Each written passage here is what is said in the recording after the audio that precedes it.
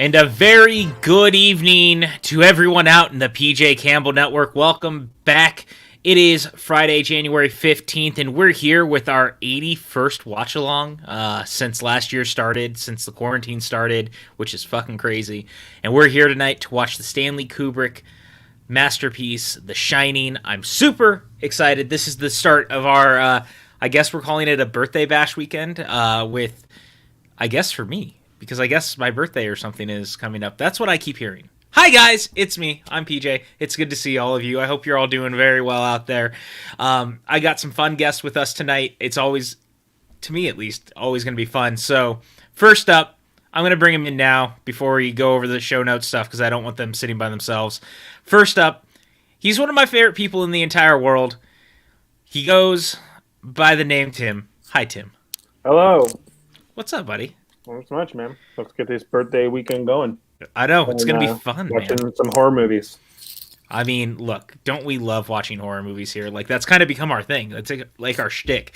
Someone actually left me a tweet earlier. They were like, if you're not wearing a horror shirt tonight, you're going to be disappointed. They were going to be disappointed in me. And I was like, I never don't wear horror shirts at this point. Like, Creature from the Black Lagoon tonight, from Fright Rags. That's, yes, Reefism. It was you. It was you asking if I was wearing a horror-themed t-shirt. I'm always wearing a horror-themed t-shirt. Come on now. So, I got Tim here. But we got someone else. This gentleman. He seems to come and go as he pleases, because for whatever reason he's decided to like half abandon us, and he like goes on trips to go work and do things, even though there's a pandemic. But I guess we all have to make money. His name is Pat Hogue, and he's gone. Oh God, not again. Here's Hoagie.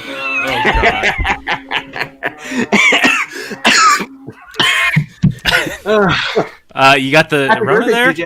Oh, thanks. No, I'm not here to start rumors. I'm not here to create controversy. I'm just here to be back and have a good time and celebrate your birthday, PJ. But no. We're doing it like all weekend, so it's okay. Like, my birthday's on Tuesday. We're going to do this, and we're doing Dr. Sleep, obviously, on Monday night. So let's do this real quick. Let me go through all this shit, because this is a good movie, and I know we want to get into it. So real quickly, to that point, we're doing The Shining tonight. That's why you guys are here. But Monday night, we're doing the director's cut of Dr. Sleep. This is my birthday choice for the watch-along. I was, like, very intent that we were going to do it. And I think everyone thought I was going to pick, like, The Rocketeer or something like that. And I was like, no, we're doing Dr. Sleep. I fucking love this movie. I can't wait to watch the director's cut and show it to you guys. And it's going to be so much fun. I can't wait. Next Friday, I'm just going to announce it now, we're going to be doing The American President, directed by Rob Reiner, written by Aaron Sorkin. This is going to be kind of our like nod to the fact that the inauguration's happening. It's a movie that I love very dearly. It's a great romantic comedy. It's a great dramedy. I don't know. I just really like the movie. I think it's kind of perfect in what we need right now. Outside of that, tomorrow night we're going to be doing a Twitch stream, Mario Party Madness, for William Bibiani and his wife. They just lost their cat Sergio, sadly, and all funds raised during the stream are going to go to them to try and help alleviate the bills that they accrued with the vet, because as we know, vets are not cheap, unfortunately, and sometimes our pets have to go through stuff and it's just one of those things. Coming up, not this Sunday, but next Sunday, they're going to be doing the Survivor Island of The Office. This is going to be, I believe, Tim Franco, Late to the Party, Jen Kemp, and Maxwell. Mm-hmm. And you guys are going to be breaking down all the best episodes of The Office. Is that? I believe we're all gonna come with 10 episodes, and we're gonna fight it out. You know, so you know how Survivor Islands work. Yeah, you create chaos. You know how I do that? Yeah, you create chaos. So it's perfect. If you guys didn't already, we had a Front Center Mezzanine last night with Jennifer Ashley Tepper. It was a lot of fun. She was really, really great to hang out with. Learned a lot of really cool stuff about Broadway. Go check out the episode if you haven't.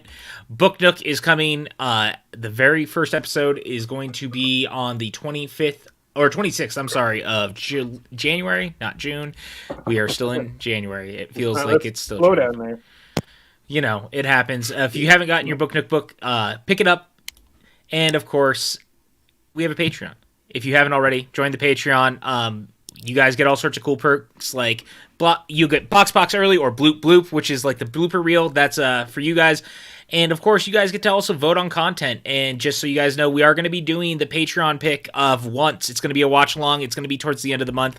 We're trying to figure out the date because, it ended up being one extra watch along this month, longer than we normally have as far as the weeks go, because we also have The Rocketeer coming up, which was picked by executive producer Brandy Parker, which I can't wait to do, and then Before Sunrise, which was picked by executive producer Ricardo Franco. So this is all the stuff you guys have looking forward to. I'm super excited. I don't know about you guys. I'm just saying, PJ, when you have both a show that's Box and Bloop Bloop, your channel has gone too far, and steps need to be taken to slow your roll a little bit. Never gonna happen. Oh, one last thing. Tomorrow morning, we do have the PJCN water cooler. We're gonna be talking about WandaVision. We're gonna cover the first 2 episodes. I'm super excited. I have a lot to talk about. I'm obsessed with WandaVision. Also, real quick, there's probably not a graphic for it because it's still kind of just started, but Maxwell tweeted out yesterday that I think in lieu of the moving of the Suddenly soundtracks for next week, since it's inauguration week, I think we're going to do an impromptu added to the playlist, our favorite, fuck the man, fuck the government, songs. And that's going to be Maxwell, myself, and David B, and potentially someone else. We reach out to some other people. So yeah, hopefully it'll be a lot of fun. Come join us. I'm really glad that you guys decided to do it, because I know Chris was very worried about doing anything on Inauguration Day, which, look, I get it. The country's kind of a mess right now. And I was like, look, I think if you do anything that day, the Fuck the Man episode of Suddenly Soundtracks has to happen. And Chris said, you know what? You guys go do it. So it's happening.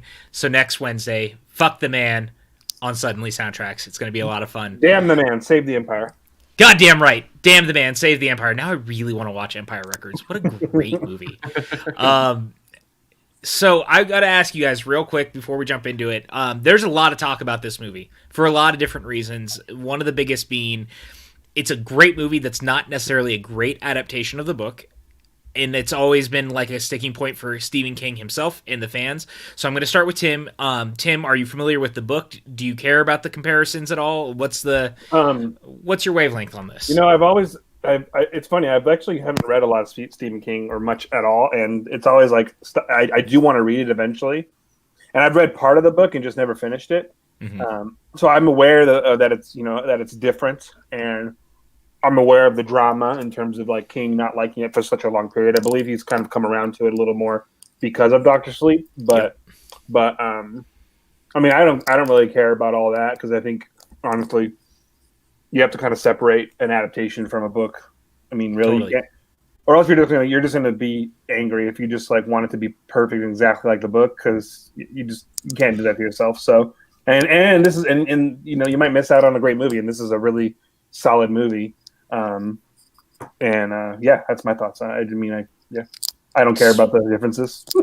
No, totally. I get that. And that's why I wanted to ask, because I know, like, I love Stephen King, and I do get a little caught up sometimes thinking about it. But similarly, like, I also think Dr. Sleep has made this movie even better than it already is, because I think it's a great movie anyway, just as its own thing. Hogue, what about you? Where did you come from with this movie?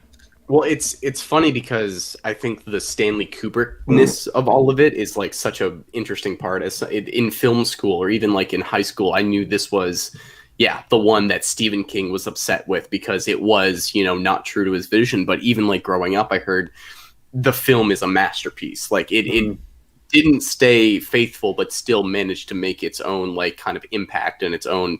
Stanley Kubrick was able to bleed through and make like a piece of art. And I always found that fascinating as someone who's never read the book, but this was the first Stanley Kubrick movie I'd ever seen. It was like one of those freshman dorm of like, guys, you want to like feel weird tonight? We're going to watch The Shining. And it just like from frame one to like, it's a 2.5 hour movie, but like it just, the filmmaking embodies the quality of the book, which I think is that weird discussion of adaptation of like, maybe it didn't get the story 100% down, but what I'm guessing is what the mood of the book, which is going insane, is kind of what this movie does and what the process of making this movie was like. And I don't know, it's such an example in my head of like, adaptation doesn't necessarily mean just making the 100% most faithful thing.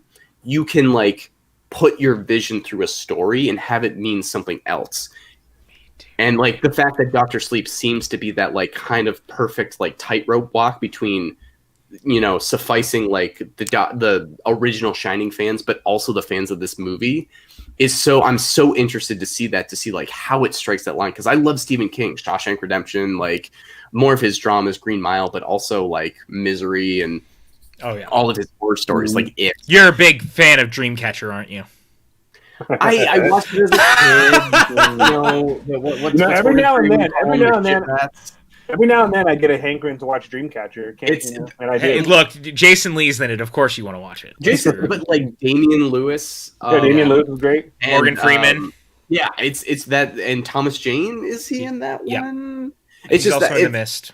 Yeah, it's got in The Mist. Like, took me a while to think was a masterpiece, but I got there. This movie is the fulcrum point of like what you can do with a Stephen King adaptation, and I think it's so valuable, and I just can't wait just to kind of get absorbed into it right now. Yeah, I mean, look, I love this movie. I'm super excited. There's a reason that I chose these as like the birthday movies, if you will. When everyone was like, well, should we see The Shining before we watch Dr. Sleep? Fuck it, let's watch it. Let's do it together, because if you've never seen it, this is a great time to jump in. You'll get to hang out with us. We're going to talk to you guys and have a good time.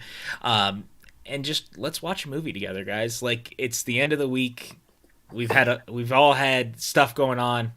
Let's just sit back. Let's kick. Let's watch this movie. It's going to be a ton of fun. Gentlemen, are you ready? I'm ready. All right. So if this is your first time here, welcome. We're glad to have you. If you're a repeat offender, you know how this is all going to go down. I'm going to count down from 5. As soon as I say go, you're going to hit play, and we're all going to watch The Shining together. And it's going to be a ton of fun. And let's do that in 5, 4, 3, 2, 1, and go. And Brian Nussbaum, yes, the Simpsons parody of this, like, I watched more as a kid than like the actual movie, and that stuck in my brain as the Shining. You want to get sued? The music already. And Reefism, I don't think that it's like a problem with every one of the adaptations, because he's even said like The Mist he thinks is better than his story. 1408 similarly, I think he said similar. It's 1408 is great. Yeah, and he loved the 2 recent adaptations of It. So he was in the second It movie, which was amazing. Which is funny because the first one and the second one I don't think is great, but like the first one is not faithful to the book, which I have read, and like, but it captured what he was looking for, that kind of like 80s kid nostalgia. I'll say this: I actually think the second one is great. I like it more than the first one. Interesting discussion. But it's a me thing. More, but I like it a lot. Yeah, I don't hate it like a lot of people seem to. Yeah, it's so fucking Stephen King-y. Sorry, that's what I have to say. It's like a full Stephen King movie, and that's for better or worse. I just want to say already, like, this movie also has the history of having like so much mythology behind it about like secrets and all, like the techniques Kubrick used of like, in the first shot you can see his face in the clouds, and it's like a lot of that's just been thrown onto this movie just because of how iconic it is. The Shining. That music is great, and of course it's taken from some old like Gregorian abbey chanting monk people. Like an old thing. It was called Dies a Ray or something like that. Was what it's based on? Yeah, and Jeremy, to your point, that Overlook Hotel series on HBO Max is very interesting to me, because it was originally going to be a movie directed, not Aronofsky. Who directed the third Harry Potter? Why am I blanking? Alfonso Cuarón. Cuarón, yeah, he was the one who was circling it as a movie. The script is out there; you can find it; it exists. But there's a sequel or prequel movie script for the Overlook Hotel that is a thing. Yeah, did not care for the Mist TV show, to Chris. Not good. And it's also the TV movie adaptation of The Shining. I've seen a lot of clips from him. Like King wrote that one too.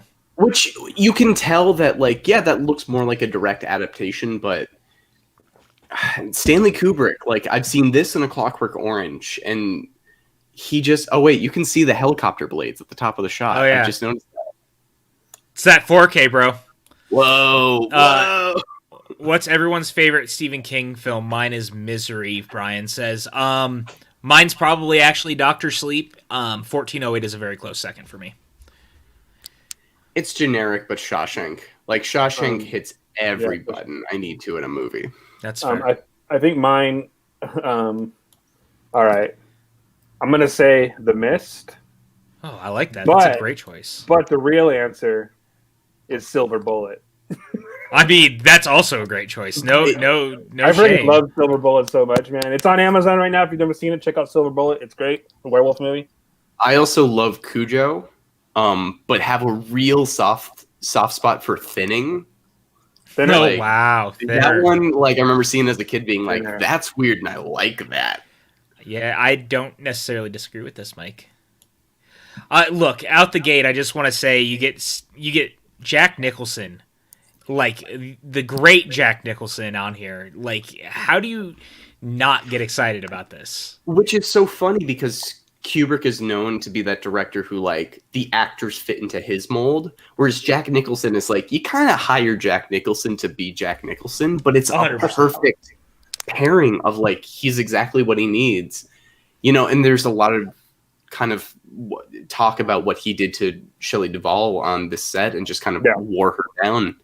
Yeah. Like, I can't even say the performance is good, but it's perfect for this movie. Like, that's the weird part of it. It just all works. Well, and, like, I mean, the truth is that it's been talked about to death, is that part of the reason that King actually doesn't like the adaptation is because he didn't want Stephen King, or he didn't want Jack Nicholson to be Jack Torrance. Because the thing is that we'd already seen Jack play crazy. Yeah. And he wanted it to be an actor that you would watch the build and see break. And that was a big thing for him. Which I get, because when you see, like, Jack Nicholson try to be normal, and it's like, I just want to have my family sit down and have breakfast. It's like, you're a psychopath, aren't you? Yeah. You're not a normal guy. It's like, I buy facts. This guy's what's everyone's favorite Jack Nicholson performance? I'll go first. Mine is One Flew Over the Cuckoo's Nest, for sure. That's a great choice. I'm between that and Chinatown, because I really love Chinatown. Roman Polanski be damned, that movie. I will never not love the movie. I think it's a great movie. I've never seen One Flew Over the Cuckoo's Nest or Chinatown, so oh man, I'm going to hell. But him in As Good as It Gets, I think is a pretty. Oh yeah, that's a great. He's choice. great. He's really good. Yeah. He's also really good. I think it was his first Oscar. Did he win? Maybe, I don't know. Definitely nomination, and it's a small role, but his part in Easy Rider is also really great. Yeah. Oh, he's fantastic in Easy Rider. You guys both saw Inside Out, right? Mm-hmm. Yeah. One of my favorite parts in Inside Out was when they made the Chinatown joke towards the end of the movie. The two cops, and there's like, because the end line, the forget it, Jake, it's Chinatown, but they do their own version of it. And I was like, this movie is made for me. Yeah. 100%. We haven't talked about Soul yet, have we? What was that? We haven't talked about Soul or Wonder Woman yet, have we? I did a spoiler-free review of Wonder Woman, but we haven't done like anything else. So. I'll have thoughts. I'm ready to defend that movie. That's all I'll say. Well, we're 7 minutes into this movie, and I finished my popcorn. Damn it! Perfect. That's how it should be, right? Kubrick wanted. But it's so like. This is the thing with Kubrick of like, you look at every little thing on the desk and you know that like he had meticulously like, because the story is like, every drawer that we didn't look into was filled with what would be there for the scene and everything. Like everything's intentional. Like that picture in the background looks like the party picture at the end. And like, it's all just, it's there. It's also to tell you that he staged the moon landing. Remember. It's true. Because that's a lot easier than just going to the moon. I mean, look, you can already tell that he's a little bit off kilter from the beginning. Mm-hmm. Also, is his tie made out of yarn? Are their ties, all of their ties made out of yarn? I think that was like a thing in the 70s. You had ties were made out of that, almost like wool, like a wool tie. Your neck would get warm. Yeah, no, he looks like associate those eyebrows. Like, look at him. Yeah, he's so good at playing off kilter already, so that's always been a I get it for King. Like King wrote the book to be very much like a thing about alcoholism and like going stir crazy and stuff. And when you lose parts of that, you could get frustrated, but I think that as an adaptation, I think it still hits the notes it needs to. And it does what a good adaptation does, is that in this new medium, it gives you new conversations to have. It's like, why did they show this scene like this in particular? Yeah. Like, it adds to it instead of just like translates it. Which is, you look at something like The Hunger Games, which is just the book, but a movie. I love this. Patty's like, I forgot there are adaptations of King's works that aren't horror. To be honest, I think that the best works based on some of his stuff are the ones that are not horror. Stand by Me. Yeah. Green Mile. I think it's pretty, yeah.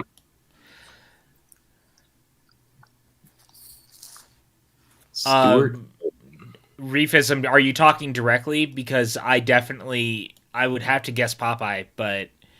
Yeah, that's my guess. Man, Robert Altman made a Popeye movie. That's... Most of my knowledge of Shelley Duvall comes from the wonderful series that she did called Fairy Tale Theater, which I own the entire complete series of. It's amazing. I love it so much. Is that where she comes out every time and she goes, "Hello, I'm Shelley Duvall"? Yeah, it's like a bunch of, it's just fairy tales, like short fairy tales, but like there's so many actors in it. Like it's incredible. It's so good. There's a good YouTube compilation of her saying that of, "Hi, I'm Shelley Duvall," and it's just the same exact way she says it 100 times in a row, and it's like crazy. It's mind bending. It's really mind bending. I've watched that video. Is she in Annie Hall? I feel like she has like a small part, like one of his past girlfriends in Annie Hall, but I could be wrong. Apparently Popeye was before this by a year. Oh. All right, Reefism, what movie are you talking about?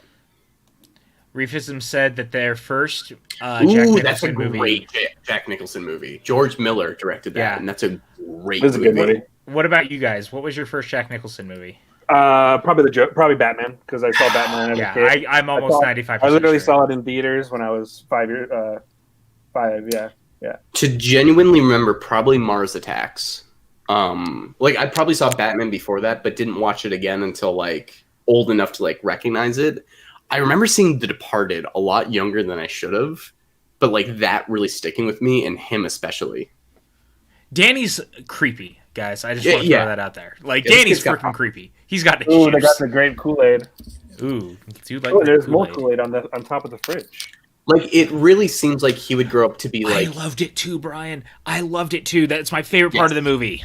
Yes, that's a great sequence from Ready Player One. Yeah, that's like one of the parts I like the most. I don't really care for the movie all that much, but I think the movie's fine. I'm not like obsessed with it. I thought it was ballsy of Spielberg to be like, I can play with it. It's fine. It's fun to watch here and there, but I didn't like love it.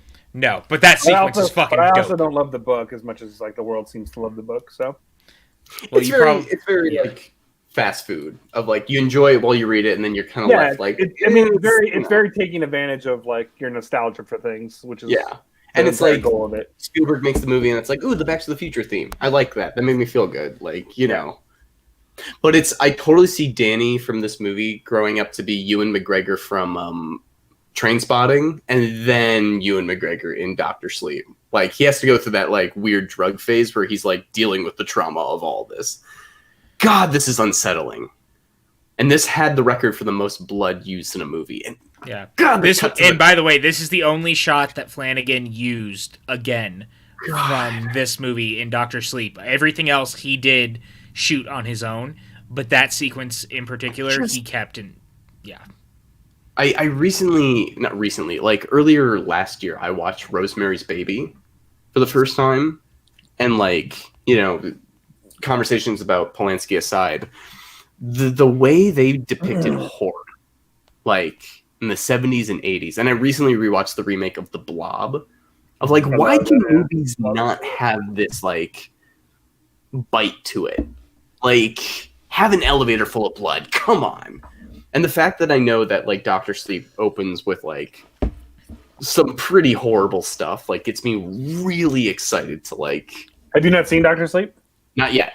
So I'm Monday. I'll be there to see the director's cut and just like get the full experience. Yeah, and you're watching the best version of the movie, in my opinion. Yeah, yeah. I've only seen the director's cut because I watched it also. Like I didn't see it in theaters, and I watched it when it dropped on HBO Max.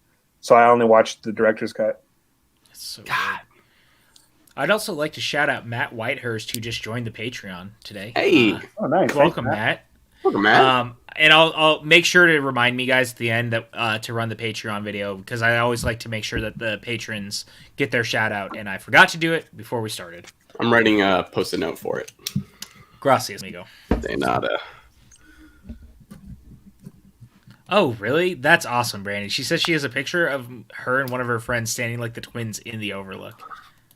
That's awesome. That's cool. What happened to this kid? Did he act in anything else? Stephen said, I forgot to return Rosemary's Baby to Blockbuster for almost a month. That was a healthy bill. Rachel, Dr. Sleep is on HBO Max. I went and looked again to be sure, and the director's cut of it is on HBO Max. I promise you. It's still there. It's still there. Unlike The Shining, that apparently we lost to the mortal coil between it going over to Netflix. So it just seems like The Shining on Netflix too now. It's going to be. It has a alert thing. So I was looking, and it comes up on Netflix, but it has a alert me. So they have the profile page for it, and it's ready to go. So it's clearly moving between services. So gotcha. Yeah. Sorry, guys. That got me. Got the song on my head already. Still. Yeah. What was I gonna say? Shining. HBO Max. It's like, yeah, Nolan had that quote about, and we were talking about this in the pre-show, of HBO Max being the worst streaming service. They have one of the best movie catalogs if you want to really dive, like just the fact that Studio Ghibli movies are on there. Like it's one of those things that I will not get rid of. In fact, I think they just added One Flew Over the Cuckoo's Nest, so there you go. You can watch it now. Yeah, go watch it. Jack Nicholson. I think they literally just added it this month. I was looking at what they added. That movie's so good. Mike, perfect. Well, I'm glad you got there, Rachel. Very much. I'm really into this lady's haircut. Like, the hair in this movie is good because the guy at the hotel, guy, his hair was solid too. He looked like if he wasn't running a hotel, he'd be like a senator or something. Yeah. Yep. Yeah.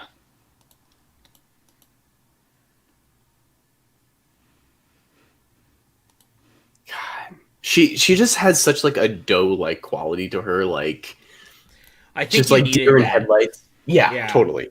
Because the truth is like, this character is so specific and needs to be able to bounce off of Nicholson, and you need to feel for her. Like, she needs to feel like, for better or worse, unfortunately, she needs to feel like she's gonna be a final girl. Yeah, but it's like, but it's like a full movie about being a final girl. But she also looks kind of neurotic in the sense of like all the books that are everywhere in the background. It looks like she's read all of them. Like that she just has that quality to her.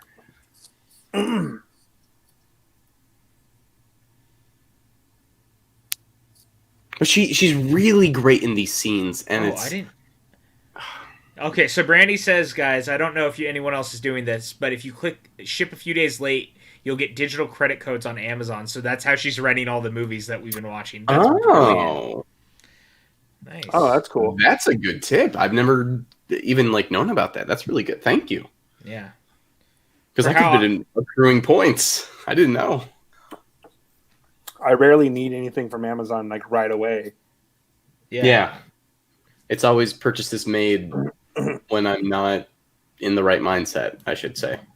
I agree with this. Hogue does need to watch China. Yeah, I know. I'm working through my classics list. Like, Goodfellas. I don't know if we'll ever watch Chinatown on here. Mostly specifically because of the Polanski of it all, but I do suggest people search it out if you've never seen it. It's clearly a case-by-case basis for how you feel about watching the movie. If you don't feel comfortable watching it, I also understand. Yeah. I also enjoy the movie. It's kind of it's a great movie. I think it's one of the best noir films of all time. It's got an ending. Let's just say that. Yes, it does.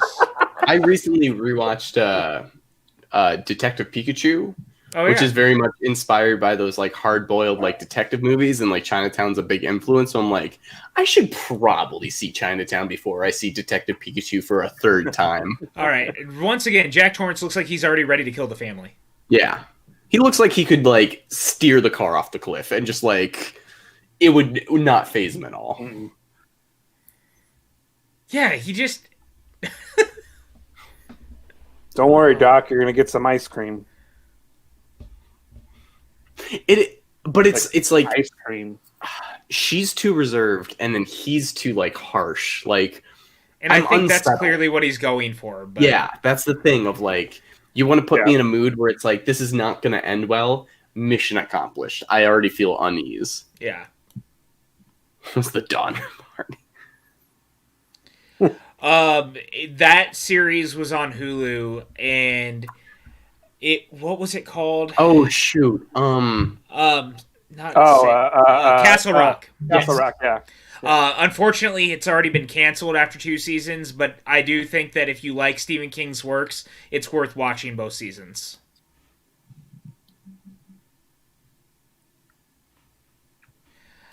Sean, I don't understand this. You go in the chat, you start talking, you could be here, you know. I do but it no, too. You're too good for us. I do it too. Yeah, but you're on more watch-alongs than Sean is. That's true. I mean, John, I do it too. John doesn't like movies that aren't Star Wars. I know. But I want to educate him. I want him to like The Shining. And this was one of my birthday picks, and he's not even here. I want to visit this hotel. Me too, man. The Timberline Lodge in maybe we should base of Fort Hood in Oregon. When I visit Dan and Aaliyah, they're only like 2 hours away from it from like where they're going to be living. So my birthday is on Tuesday, Cam. Woo! Get fucked, Sean. That's all I can say to you. Tim, I think we should take a PJCN. We should do a PJCN trip there and record and do like a video diary. Hey, I'll make do a vlog out there. Let's all like combine our skills and do something at the Overlook Hotel. Hell yeah! God, I don't want to say it, but man, that guy's turtleneck I'm envious of. Shoot. And then the interiors for the hotel were based off another hotel and weren't shot because these were actual sets that were built for the interior shots, but it was based on another hotel. There's always hotels involved in this story. Yes, but this was based on a hotel in Yosemite, I believe. The actual interiors. What are my dogs freaking out about? I will say, I keep seeing like don't freak out during a scary movie. Yeah, that's the worst time. Funny. It's like Tom and Jerry's going.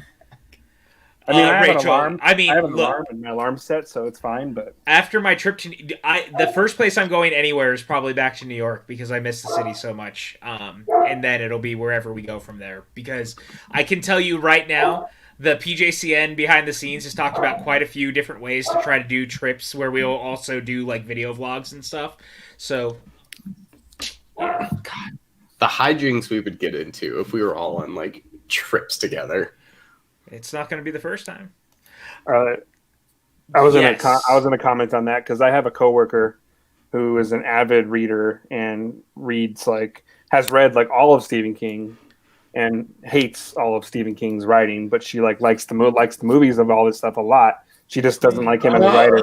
But she never gives up. She keeps reading them, but she just doesn't like anything. Yeah, I mean, it's kind of like if you talk to people like my dad, who he says that he thinks Unforgiven's like a good movie, but he doesn't like it. I think you can appreciate something and not like Unforgiven. Yeah, my dad doesn't like things. That's unforgivable. I know. Whoa. Well done, kid. But it's also like what we're talking about in terms of adaptation of just Stephen King has that ability when he's writing to like describe like the 20th side character and more I don't than disagree with this, Mike. More than most books describe their like main character. Like he just gets into such a detail with everything that like if that's too much, that's cool. Go watch the movies. They have like taken all of that and just put it into like a 2-hour thing. Like sometimes it works streamlined, and sometimes it does not, and that's okay. And it's like for people who are fans of like Pet Sematary, like go to the book. There's more there to like dive into if you really like the movie. Yeah. He's the perfect person to like adapt something and then have the original material to go back to and like get more out of. I really like Pet Sematary, okay. by the way. Yeah, I think and the new one was really good too. That was directed by the guys who did Starry Eyes, right? Yeah, I believe so. Yep. Yeah. Which is also great. Starry Eyes is fantastic if you've never seen it. Yes, I also agree with this, Brandy. She loves King. He's one of her favorite writers, but for the most part, he is not the best at endings. That's funny you mentioned that, because that's the person I mentioned. That's her complaint, is like she likes the stories, but then he never sticks to the landing on anything ever, and she like it frustrates her. It doesn't. I don't disagree with that even a little bit. But it is like he's the king of, man, did you have a journey to get there? Like you got to know these people, you got to like experience, and like even if it didn't end great, like you made friends along the way, which is kind of his magic. Like the Mist book, I don't love the ending to. The movie, I think, is a pretty daring ending for a movie, but I think it's better than the book. Like the well, it's not even a book; it's like a short story, right? A short story, yeah. I prefer the. I mean, it's a fine ending too, but I definitely prefer the ending to in the movie. It's just when you see, I feel like if they had used that ending in a short story, it wouldn't have like felt as grave and as like it wouldn't have had the same effect. You know what I mean? Like in the movie, it has that effect because you're on a longer journey with everyone. Yeah, and Frank Darabont just seems to know how to adapt like Stephen King stuff. Like he's the king of it. Quote unquote. Got some I love this guy. Yep, Scatman Crothers is fantastic, and I think he's so good in this movie. My favorite Scatman Crothers movie, the Twilight Zone movie, where he was in Kick the Can, the Steven Spielberg directed short about the old guy that goes to the nursing home and makes all the old people young again. Yep. I've only seen the 10,000, the Nightmare at 10,000. Nightmare at 20,000 feet. Yeah. Or is it 10,000 feet? I don't know. The John one. I've only they change the title for it every time they've done it, so I can't remember. I love the Twilight Zone movie, despite the unfortunate, horrible thing that happened. But that's another one where love the movie. Not sure we're ever probably going to watch it on here for reasons. Oh, Cam said that she got to see this when it came out. That's awesome. I love that. I didn't see this until I was probably in middle school the first time I saw this movie. Reefism says that Pet Sematary is one of the most disturbing, brilliant films that they've ever seen. It's funny because like I grew up watching lots of scary movies. Like I watched movies at a very young age, right? Most parents wouldn't let kids watch it, and that's fine. That's their choice. But my parents let me, and I think I turned out fine. But anyways, Pet Sematary was like the one movie I could think of growing up that scared me when I watched it as a young person. Like that movie scared the shit out of me. The book is scary too. My grandfather used to tell me a story that he never read another Stephen King book after Pet Sematary because Pet Sematary caused him so much discomfort and so much anxiety. He was having nightmares as an adult while he was reading it, and he finally put it in the freezer and never finished it. Which reminded me of Friends later when Friends did an episode. Let me tell you, if I was in this hotel like these people, I would have been cooking up a storm. Hell yeah, buddy! I would be too. You see all the food? I would have been like, are they going to make any deliveries? Because I'm going to eat all this in like like you need this to last? Because I will. What about deliveries? Do you have any deliveries coming? Or gosh, as someone who's like learning how to cook, like seeing like that fridge of meat, I'm like, like you give me a winter, like go through all that, I'll go through all of that. Don't you worry. This whole sequence is just so good, man.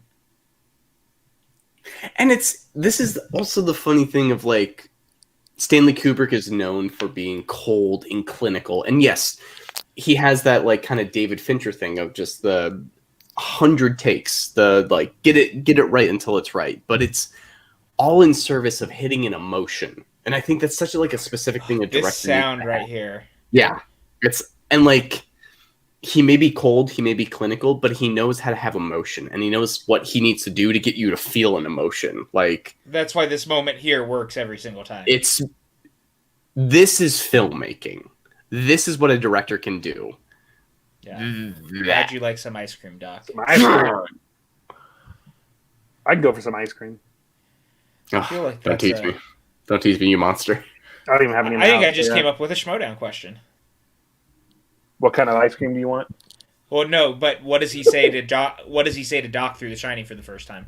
Yeah, that's a good one. It's a very specific part.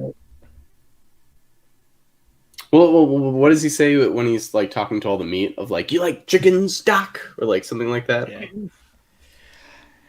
Yeah. Cam, the stuff that everything that happened with Vic and the kids was terrible, and all the stuff that the Landis family seems to find themselves in is.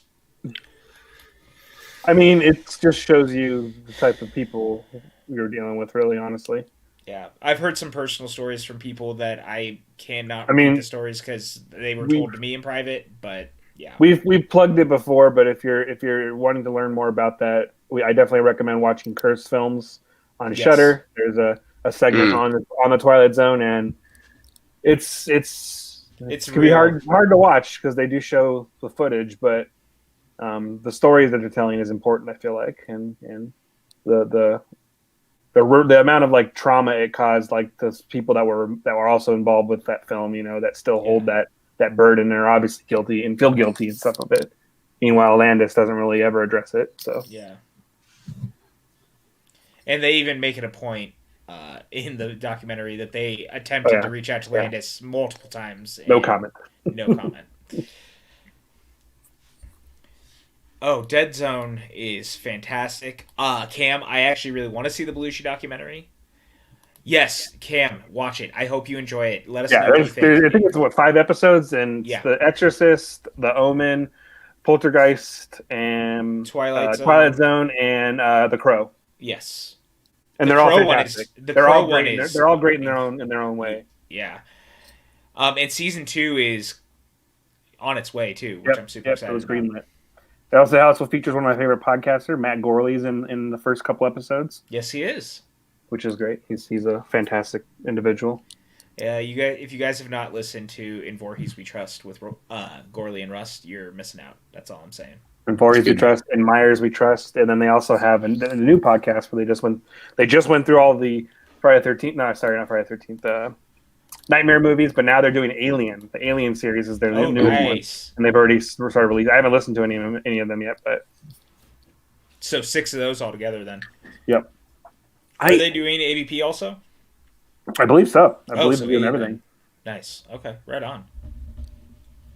I gotta say, it's weird to like watch the scene again, knowing that Dr. Sleep exists. That this specific character goes on after all this trouble. Like, he has this mentor right now to kind of teach him about like The Shining, and then he has to go on and do it for somebody else. Like, all these scenes have kind of a new added context with them, with Dr. Sleep existing.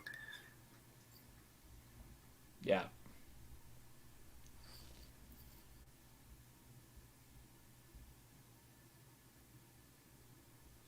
Dang it, Tony.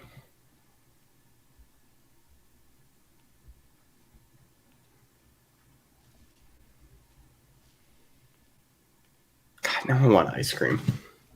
Dude, right? When he like describes Tony like lives in his mouth, Yeah. It reminds me of something really funny. It reminds me of Clerks 2, the mouth troll. Oh yeah, 100%. By the way, did you guys see that Kevin Smith released the first page of Clerks 3? He finished his first draft of the new version of it. Hey.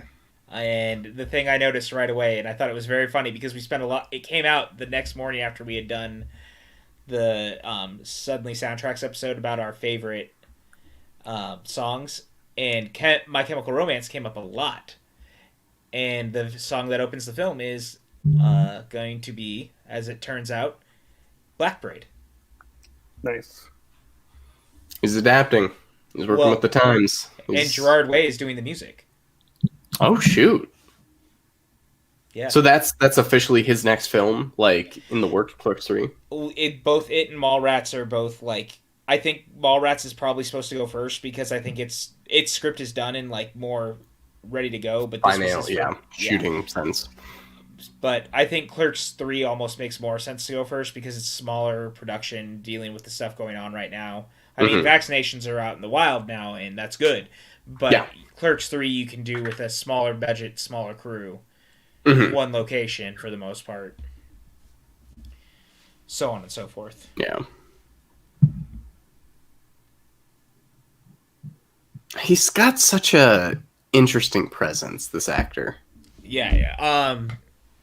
I love Scatman Crothers, dude. Scatman Crothers, like he and his eyes. Thank you, Cam. I appreciate it. I did see that you sent it to me. I haven't opened it yet, but I appreciate it. Scatman always reminded me of my grandfather, only because he clearly had like some knee issues, like where he had like the bow knees. Yeah. And my grandfather had the exact same thing through most of his life. He got knee replacement surgery really late in life, so like they were corrected, but he had a very similar like lower half look to him in terms of their legs, and it's a weird thing, but it always reminded me of that. Well, my grandfather used to call me Doc all the time, so it's always been weird to me every time I hear it, is that him calling someone Doc, because I immediately am transported back to my grandfather, you know? A month later. A month later. Oh, it's so pretty. Did your grandfather call you Doc, or? Mm-hmm. Wow, it's a good nickname. Thank you. Yeah, that was my nickname growing up for the longest time. So, Brandy, I can't wait to show the director's cut of Dr. Sleep to all of you. I think it's just so incredible. And of course, this tracking shot is just incredible. Mike asks, what would we prefer to see first, Clerks 3 or Mallrats 2? I'll say, personally, Clerks 3 Mallrats 2, because we haven't spent any time with most of those characters in a while. Whereas we've had Clerks 2, we've seen Dante again in Reboot. Like, yeah, we saw Brody, but we haven't seen almost any of the characters from Mallrats since Jay and Silent Bob Strike Back. Yeah, they got to get what's his name. I don't remember his name, the character name, but Ethan Suplee. Yo, Suplee, yeah. It's a schooner. I think Kevin said that everyone is coming back because he'd already asked everyone before the financing stuff fell through the first time. But when Reboot did so well and Universal came back and said, hey, we'd like to do it, I think he was able to get everyone to come back, because I don't think the script has changed too much outside of obviously Stan Lee can't be in it this time. Right, yeah. I think at the end of the day, the one thing they got to bring back Steve Dave. Yes, and also we know Bruce Campbell's in it, which I think is fucking dope. So tell him, Dave. Tell him, Steve Dave. It's one of the best scenes in that. Shout out to Walt Flanagan and Brian Johnson. Love them, comic book men. Rest in peace. Yep. 7 seasons that show lasted. Yeah, there's a lot of Scientologists out in Hollywood, unfortunately, Cam. I can't... It's unfortunate, but I try not to judge too hard. Yeah, Jason Lee's another one. I mean, if Scientology helped him get like super fit like he is now, I mean, whatever, man. More power to him if it helped you motivate to get fit and to get healthier. Yeah. Because he definitely made a change and looks completely different now. Yeah, completely different. Chris wants to know, how did my nickname become PJ? I think it had to do with the fact that I used to wear Doc corduroys a lot when I was younger, and so my grandpa just started calling me Doc, and it just kind of stuck from there. So my uncle calls me Doc still from time to time, and sometimes my mom. But I don't even call him PJ. I call him Pat. I mean, yeah, most, you know. There's a number of us that call him Pat. Anytime certain people though call me anything else, I start to be like, "Am I in trouble?" When Pat hears his name, he knows who he can kind of like. If he was in a room and it was all dark and someone said his name, depending on how they said his name, he would have like a smaller. It would reduce the amount of people he could potentially guess who it is. Yeah, 100%. Especially if it's Pat. I mean, if it was PJ, it's a wide number of people. But That's such a specific context for that situation. If you're locked in a dark room, and you think you're alone, somebody says your name. Where you couldn't see who was talking to you, essentially. But yeah, you're blindfolded with a gag in your mouth. It's so funny because I actually had this conversation the other night with Jen, and she was like, it's so weird because she's been around all of us for so long, and she goes, I never know what name to pick when I'm talking to you. She's like, what do you like being called? And I was like, I don't care. Like, it's however you want to call me, anything. Like, everyone's got their name for me from along the way, because I went from being Patrick, like, on a daily basis, to Tim and everyone calling me Pat, to when I was, like, really working and doing stuff, I was like, call me PJs because it would stand out, and here we are. Well, and this is the thing of, like, I don't know a lot of other Patricks, so the fact that you and I became, like, friends, and then are doing this and everything, like, it's new for me to adjust to, like, because I'm kind of Hogue on this, which is like kind of This is the only circle where my last name, like, gives me that, like, identification, whereas, like, normally now in life I'm Pat for most people who know me. So when I know that, like, my mom calls me Patrick, it's like, oh, I messed up, something's wrong. I'm in trouble. Maybe I should call you Patrick, because, to quote Coming to America, his mom will call him Patrick, I'm gonna call him Patrick. God damn it. And Steven, Steven's known me for a long time, and like, when we worked at Disney together, you don't go by nicknames or anything, so he's only ever known me as Patrick until, like, I started using a different... It's not even that, I just use an abbreviation. Yeah, I even changed it on Facebook. Steven. I love this whole sequencing, by the way. It's so good. And this shot in particular, the way that it's done is so it's cool. Incredible. It's one of the best shots of the movie. Great shot. Still recovering from that last comment, gotta be honest. And Brandy, that would absolutely be creepy to be locked in a dark room with people randomly saying it. I'm still stuck on the Steve Dave thing. Tell him Steve Dave. Tell him Steve Dave. We're gonna have to do, like, a Bruce Campbell Appreciation Month. And my full name is Timothy. Brandy asked that question. Timothy. Yeah. I don't think I've ever called you Timothy other than as, like, a joke, though. Nobody calls me Timothy. My mom calls me Timothy sometimes. I think it's like Chris, where, like, if I'm just trying to, like, annoy Chris, I'll call him Christopher, just to, like, fuck with him. Instead of calling him Chris Clark, I call him Christopher Clark. Look at that very specific can opener.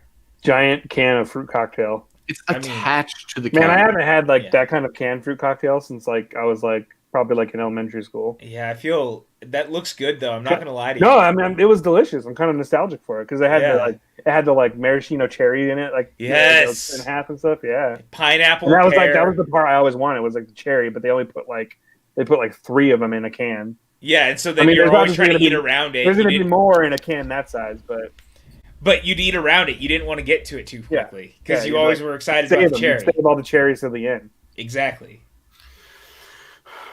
Danny looks like Mario right now. 100%. This is the inspiration for Mario Kart, actually. True story. This right here.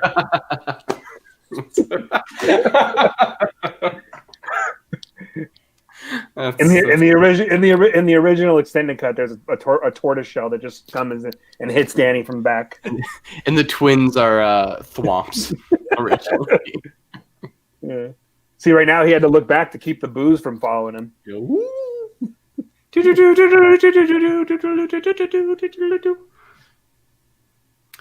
Have either of you seen the documentary Room 237? Yeah, it's great. It's great.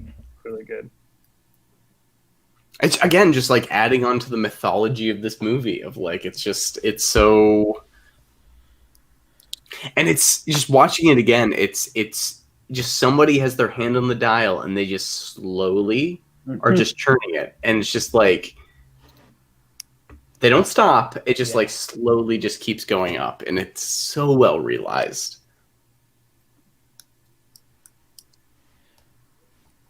Wait, Steven, why would anyone think your nickname is Mike? No, his actual name. Some people think his name is his actual name. Okay, even weirder. Why do they think your name is? I'm so confused. Ugh, those twins. Why are they creepy? I know. They shouldn't be, but they are. And Chris, I get this because by going by PJ and Pat for so long, anyone who calls me Patrick for the most part, it always feels weird, like I'm in trouble. Cut to Kristen using my name recently in something, and I was like, did I make you mad? And she's like, no, why? And I was like, you used my name, and you never use my name. And there was like a momentary lapse of sound, and then just pure laughter. So I get it.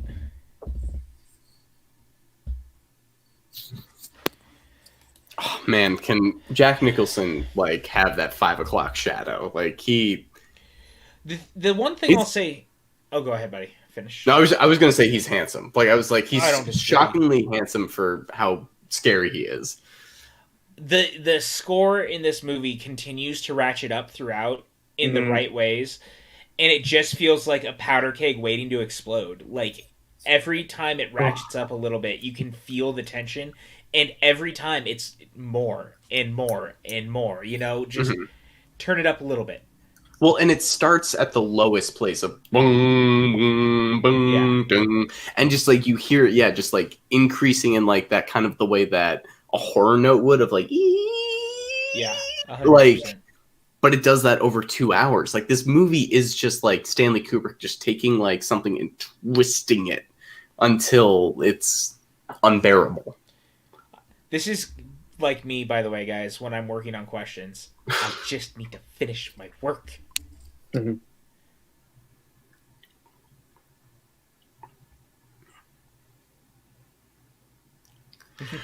Let me explain something to you.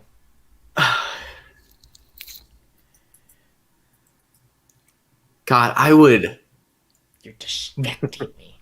Die to be a fly on the wall to hear what like Stanley Kubrick is telling to Jack Nicholson. Like, how much direction is he giving him? Is he just like, I read the lines, I got it, I know how to be creepy, or is he like, I want you to be this creepy? I don't think Stanley Kubrick had to give him a lot of dialogue. But he works with the film of ramping up, of like he's at different stages, and it's so that I agree with. But I think he also could be like, I don't think he had to give him a lot of guidance. He's Jack Nicholson, you know. Like I know what you need. Yeah, I know what you need. So tell me which version do you want, and I'll give you Jack. Yeah. Go ahead, Tim. Sorry. I was going to ask you Reefism's comment about Storm of the Century and Rose Red. I actually didn't see Rose Red, but I love Rose Red. I love Storm of the Century. I own it on DVD. It's actually one of my favorite like Stephen King miniseries they've done. I don't know. I just think the story is really interesting, and it's got a lot of cool like unexplained mythology that I would love to see explored further. But I really like it. Yes, Brandy. He is an absolutely horrible husband. There's no denying that. There's nothing about Jack Torrance that's actually good. Chris, I have really thought about it. I do think eventually we will do some TV watch along type stuff. We've talked about doing like best of TV shows and SNL sketches and things like that. Twin Peaks would be a dream just because I love Twin Peaks. So maybe, I don't know. I just did a rewatch of Twin Peaks during quarantine because I still haven't seen The Return, so I need to watch that now. Oh, you haven't seen it yet? Mm-hmm. Not yet. That is our thumbnail tonight. That shot. And again, like just that sound, embodies it. That in like it's just like that image of like Jack Nicholson embodies cabin fever. There you go. That's the image right there. Oh, Brandy, you are in for a treat if you've never seen Twin Peaks. I mean, you're either gonna love it or you're gonna hate it. Yeah. I just feel like there's no like middle ground with Twin Peaks. There's not much middle ground with David Lynch, but I think specifically Twin Peaks, there's not really much middle ground. No, I'm working my way. I'm working my way up to doing like sitting down and doing a David Lynch binge because like he's my kind of weird in terms of that format of weirdness, and like Twin Peaks seems like the magnum opus of like what everyone says. Like if you want David Lynch, that like is just that's David Lynch to me. Yeah, a steak to chew on. That. Yeah, it's. At least the first season. I know the second season he had much. I think he had less. Like he was involved, but didn't. There was some Yeah. stuff like where he was a little less involved or hands on in the second season. A lot of people have said that they felt abandoned by him a little bit in season 2. Yeah. Not the return, but like the actual Right. season 2. Yeah. And so when he came back around for the return and Fire Walk with Me, both times, Fire Walk with Me was like right after season 2. And a lot of people, including Kyle MacLachlan, were like, we're not that interested in doing it. And so like they had to really rejigger Fire Walk with Me for that reason. Like Kyle MacLachlan was not McLaughlin. Sorry, I always say it wrong. It's all good. Like Sarah McLaughlin. Yeah, thank you. But he said that he was like, I'm not interested in coming back. You kind of abandoned us, and now you're gonna get me typecast. So they like really cut down on that role in Fire Walk with Me, which is why David Bowie is in it so much. I mean, David Bowie, not a bad person to have more of, and But MacLachlan later had no problem coming back for Return, which is they kind of buried the hatchet and everything kind of came together. So, freaking rad. Which is, like, as someone who has not seen it, is kind of a heartwarming story to know that, like, Twin Peaks always sounded like that thing that felt unfinished, and the fact that it came back and all the stories behind it seemed pretty, like, unanimously, like, this is great, and everybody working on it feels pretty great about it. Like, was a good feeling, just a story to hear. Yeah. I was glad that Showtime gave them 18 hours to literally let David Lynch do whatever the fuck David Lynch was going to do. He's got another movie in him. I know it. Like, he's going to come out with something, like, in the next couple years. He did that short on Netflix. That short on Netflix, so which is good. great. But, here it comes, folks. This God. That's iconic right there. Oh, man. And again, the score, man, just really sells the moment. And that lighting, too. It's filmmaking. This is filmmaking right here. Like, imagine this not existing and you seeing this for the first time. Who can think of another movie that features this scene within the movie? Yeah. Yeah, so apparently the stuff with... He is apparently doing something for Netflix. We don't know anything about it. He just keeps... Oh, God, those shots of, like, the bodies. Mm. And Danny's reaction. Yeah, it's, like, very visceral. Oh, the score! Oh my God! Actually, Chris, you might be onto something. There is a Stephen King adaptation in David Lynch's DNA. I don't know, man. Like, I think that makes a lot of sense. I think that the two of them are very similar in wavelength. Give him Carrie. Let him do Stephen King. Like, David Lynch is all about like removing the veneer of like small town America and showing you how disturbed it is. And Stephen King is about showing you the horrors that underlie like small towns. Like, give him something like Carrie, which is a teenage girl at a small town prom. Like, it just doesn't carry so much. I feel like. Yeah, I would like to see him do like Salem's Lot, dude. Or like maybe aren't they already doing a Salem's Lot? Probably. I think they are. I think WB's doing their own. Like maybe like something like Firestarter. Ooh, that'd be it. But they're doing a new Firestarter too. Oh yeah, they are. And I think everybody stop doing it. Give it to David Lynch. Well, the problem is that Stephen King also notoriously sells his rights for like peanuts. Which is funny because the amount he fought over like the adaptation of this movie, but he does do that thing of like, hey, if like kids in film school want to buy my rights and like adapt my stories, boom, they're $1 online. Like, he became very much like a voice of just like make stuff, be creative. But he I got it. Let's have David Lynch direct and do all the segments a creep show movie. Yes, that is what I want. What about Dead Zone? That wouldn't be bad either. That would be cool. Yeah. And we haven't had Dead Zone in a while though. Like, we haven't had Dead Zone in a while. I'd be okay with that. Yeah. And that seems kind of up like David Lynch's alley of like, you see horrible futures. Like, you know, I it's interesting you say that because I would agree with that. And he's talking about Lynch right now. But at the same time, their brand of weirdness, I thought would be perfect for Dark Tower, and they didn't, and they dropped Dark Tower. So I don't know.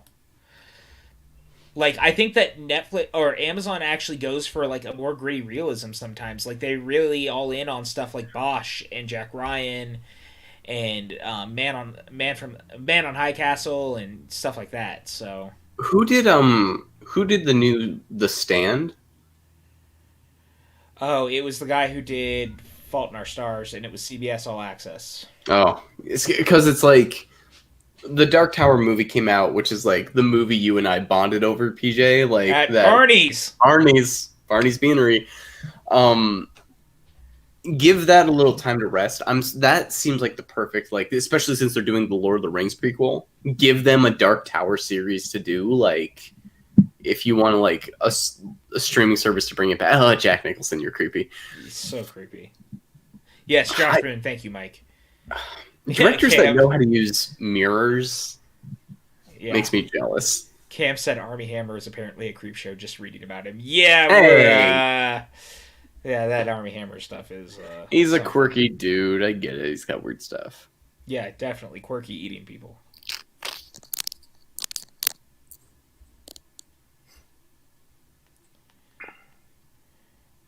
The Dark Half might be another good one. I was just looking at random like stuff still.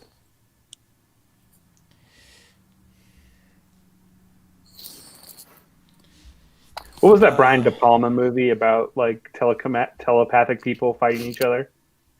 Oh shoot, I don't remember. I'd have to. There was Reefism, a Dead Zone TV series that had Anthony Michael Hall, and there's a great like 30-second teaser with Anthony Michael Hall, James Roday Rodriguez, and Tony Shalhoub, where the three characters are in a diner together. That is remarkable, and that's the only time those characters ever crossed over. Was it the Scanners? The Fury. No, it's The Fury. I just remembered it. The Fury. Scanners is Cronenberg, and Scanners is great. How would I feel about Dark Tower from the people behind Godless and the Queen's Gambit? I'm not against it, but I know how badly Mike Flanagan wants Dark Tower, and he's the only person I want to see adapted. He's got the track record. Like, he made a good Ouija movie. Like, give him whatever he wants. Made Dr. Sleep work, which I thought was an impossible task. Which still sounds crazy. Like, that book, like, barely came out, and then he's like, I want to make the movie. Got Ewan McGregor, Rebecca Ferguson, and nailed it. Like, I can't wait to watch that. Like, genuinely cannot wait to watch it.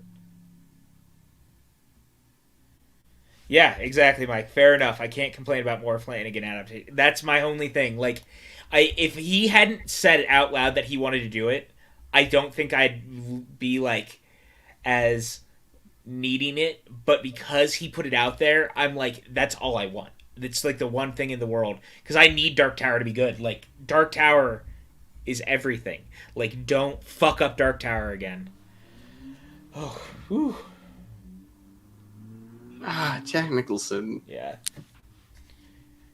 Yeah, I do, Joe. I do like Joe Hill's work. I think he's quite good. He different, just like his dad. I didn't see that movie he did. In the Tall Grass? I did not like In the Tall Grass. I heard it wasn't good. It's a bad movie. I heard it wasn't good. Yeah. It's one of the few. Watch that. I watched it.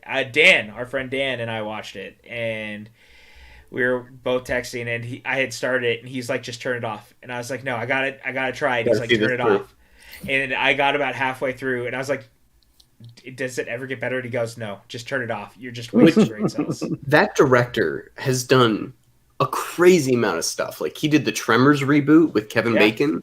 Yeah. He did Cube, which is a good horror movie, which is wacky and weird, but like, I like that one. Like, and like, he did Game of Thrones episodes. Like, he's run the gamut of like high quality TV.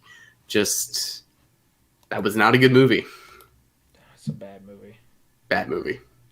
My favorite thing about the Joe Hill and Stephen King and like the King family is they all have corgis, and there's groups of people who take their corgis out to in front of their house and do like corgi meetups, and from time to time Joe Hill will come out with their corgis and like say hi. Yeah, one of them is like the Thing of Evil or whatever. It's like Molly the Thing of Evil is yeah. And then I think Yoshi is the other one, which is the white corgi that is Stephen King's wife's corgi. Did you know? The thing of good. You know what movie Joe Hill was in when he was a child? I'm going. Let me guess. I'm going to say Maximum Overdrive. I mean, he might be the one that I'm thinking. I don't think he is, though. But the one I'm for sure thinking of, I guess I should have looked up and been like, well, he's probably maybe been in other stuff, but he's definitely the kid in Creepshow, the kid with the comic. Oh yeah, duh. Featured throughout the entire movie. Yeah. Because King was very concerned when the scene where Tom Atkins is supposed to like smack him around. Yeah. King was like very concerned because Tom Atkins like tells that story a lot about. He's like, don't hit my son too hard. He's like, I'm an actor. I'm not going to actually hit your son. The great Tom Atkins. Here we go. I think we need to do a Creepshow watch along. Creepshow 1 and 2. You got to do a double feature. And then the other ones. Well, the show was decent. The show is good. The show's good, and then there's a second season coming in. But yeah, the third movie is garbage. But it was also not done by literally anyone involved. It was just like an in-name only. Yeah. I unabashedly love Creepshow 2. I think I like it more than the first one just because it's the one I watched more growing up as a kid. So I relate to it more. The Raft. Yeah, The Raft is great. Creepshow 2 is my kind of horror story of that was filmed actually most of Creepshow 2 was filmed here in Arizona. Yeah, I was going to say we're not far from a lot of it. The Raft is up at this lake called Basin Lake up in Prescott, Arizona. I would never go near there. And then Old Chief Woodenhead was filmed all throughout Arizona. Old Chief Woodenhead is one of my favorite segments in any anthology of all time. It used to creep me out and scare the shit out of me as a kid. I also love The Hitchhiker. I quote that all the time. Thanks for the ride, lady. Yeah. Jeez, Jack Nicholson, you're okay. The fact that Jack Nicholson can do all this and just be so... Here's the truth. There's a reason Jack Nicholson is really good at playing crazy. I think he's also probably a little bit crazy. Oh, yeah. For sure. Listen, man. The 60s were a hell of a time. I'm not judging. I'm just saying. I don't think, I think he was on Easy Rider. I'm sure, there was lots of drugs consumed on Easy Rider. Yes, number one to that. And Matt, yes, I have seen the miniseries. I think the miniseries is an interesting experiment. King wrote it. I'm not the biggest fan of it, but yeah, it's worth a watch. Cat's Eye is fun. I really Cat's Eye is really fun. Yeah, but I always remember as a kid. I always remembered the little troll guy that steals your soul at night, and the cat kills him. Little troll man. That was Drew Barrymore too, wasn't it? In that one, in that segment. Yep. I think she's because she's definitely in it, man. Yeah, because the cat's the central part of the story. Because the cat, all the segments tie in with the cat, essentially. And that was around the time she also would have done Firestarter, because she had done that too. Yep. Let's get Drew Barrymore back in some horror. I mean, I love that. Santa Clarita Diet, has kind of got that horror tinge to it. Hey, what's up, Sammy? Thank you, bud. Come back Monday and watch Dr. Sleep with us. It'll be fun. That's the real birthday bash stream, but we had to start here since we had quite a few people who hadn't seen The Shining just yet. But Sammy, it was good to see you, man. And Steven, I could not agree more. Firestarter's great, man. Firestarter's good. Also a pretty good song by Prodigy. Yeah. Are they doing it as a show now, Chris? I know that it was happening either as a movie or a show. I don't remember which. And I wanted to say at one point Akiva Goldsman was attached, and maybe now it's at Blumhouse. I don't remember. But guys, I've been in this industry for way too fucking long, and you start to see the stuff meld together. Tim and Hogue can really attest to this. I'll spend time months in advance talking about shit that's going on, and then on a dime it'll change, and we go on to the next part of whatever that story is. Listen, Pat has clearly occupied most of his brain lately to Highlander, guys. So there's only so much room. There's only so much room you can cram in there for Highlander. Okay, just expect a lot of Highlander questions in the Schmodown next season. We've gotten the 20th Highlander question in a row. That look is where he also doesn't realize what he is. he is so confused and has no idea what's actually happening. And just like that look on his face of both anger and confusion, and now he's like, wait, why are you taking my son? Dude is totally fucking out of it and deranged. Well, and it's like started with such a slow ramp up, and now just feels like, okay, the fuse is lit. Like, when is this gonna? This whole walk through the hallway where he's just yeah. Well, Mike, they don't really like go into it a ton, but like a big part of the book. I was wondering that too, actually, earlier. Is kind of he's really kind of being possessed by the hotel itself, which is something Dr. Sleep clearly delves into a lot more. And so that I think is the reason is that the hotel, as it's possessing him, is pushing him to the places to be and to where to go. That's why he's so manic, because the hotel is possessing him. The movie never comes out and says it, and Dr. Sleep kind of does the extra heavy lifting of it. But that's it. Oh, thank you, Cam. I'm glad you enjoyed that. Also, let's be real. I'm sure Kubrick wanted those big wide shots in a big open space way more than like some tight office. So, well, and this movie feels like a memory in the way that Dr. Sleep can play off of like, you know, like looking back at this movie, it's like that was a traumatic experience in my life. And showing it in like wide shots and all that feels like, yeah, that's how you kind of see dreams. Like, it's big, it's crazy, it's weird. Like, it has that benefit of feeling like a nightmare. Yeah. And it definitely is played like a nightmare. And so much of it, too. One of the things, I mean, obviously I don't want to spoil the end of The Shining or Dr. Sleep in a way, but one of the most interesting things about it to me is that the book ends with the Overlook being destroyed and like blown up, and that was another thing that bothered Stephen King. It was like they didn't destroy the Overlook, and so the Overlook doesn't exist in Dr. Sleep, the book, right? And so there's definitely the movie getting to go back to it is a very interesting thing in and of itself in a lot of ways. Well, that's the moment in, by the way. Sorry. That's the moment in the Dr. Sleep trailer when he like goes into the Overlook and plays the music. You're like, oh, shoot, this is it. This is, you know, this is truly a Shining sequel. Well, I think that they did a really great job both ways in doing it, too. Like, it could have been very easy to get lost and not make it work, but it works splendidly, in my opinion. Totally.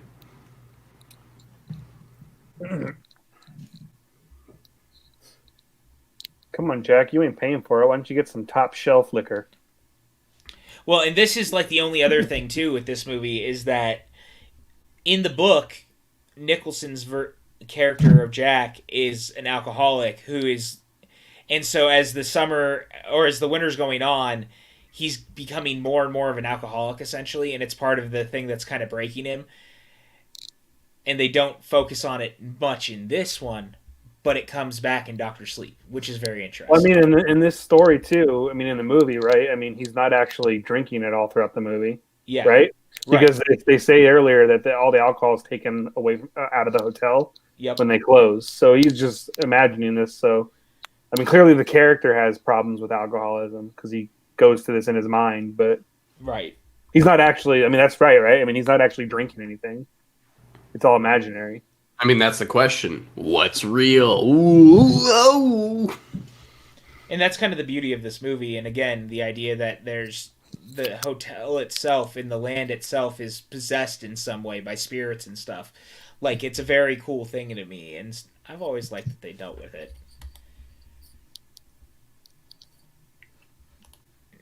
Brandy said if I was in the hotel with myself and my family, like, I wouldn't just be holed up in my office. That's fair. But I mean, I have an entire house and I spend most of my time in the office, but I guess it's because I'm bringing content to you guys. Hey. I didn't get to go to that, unfortunately, Cam. That sounds spectacular, actually. That's another one. That look and the, like, point. It's little eyebrow movements. Yeah.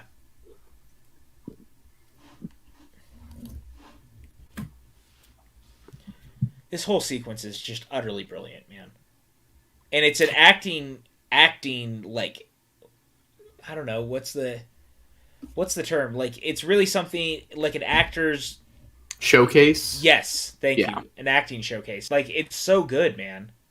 It's also, but like Kubrick just like has it as a scene. Like, it just like is a normal scene that just kind of like is introduced of like, this is weird, but then just goes into it. Like, he's not being like, this is a ghost or this is a memory. Like, this is unsettling because this guy shouldn't be here, but we're acting like he is. Yeah. It's also kind of like the whole fact that they're wearing the same color jacket is just like a mirror of, clearly this is just a projection of his conscious, you know? Yeah. Almost in a sense, you know? Yeah, no, absolutely. It was 100% done intentionally.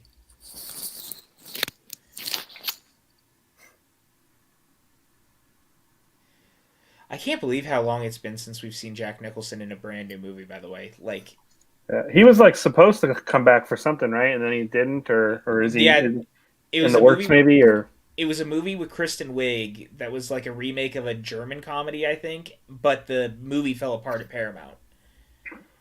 And so that kind of killed that. But he was supposed to play Kristen Wiig's dad in a movie, which sounded pretty great, actually.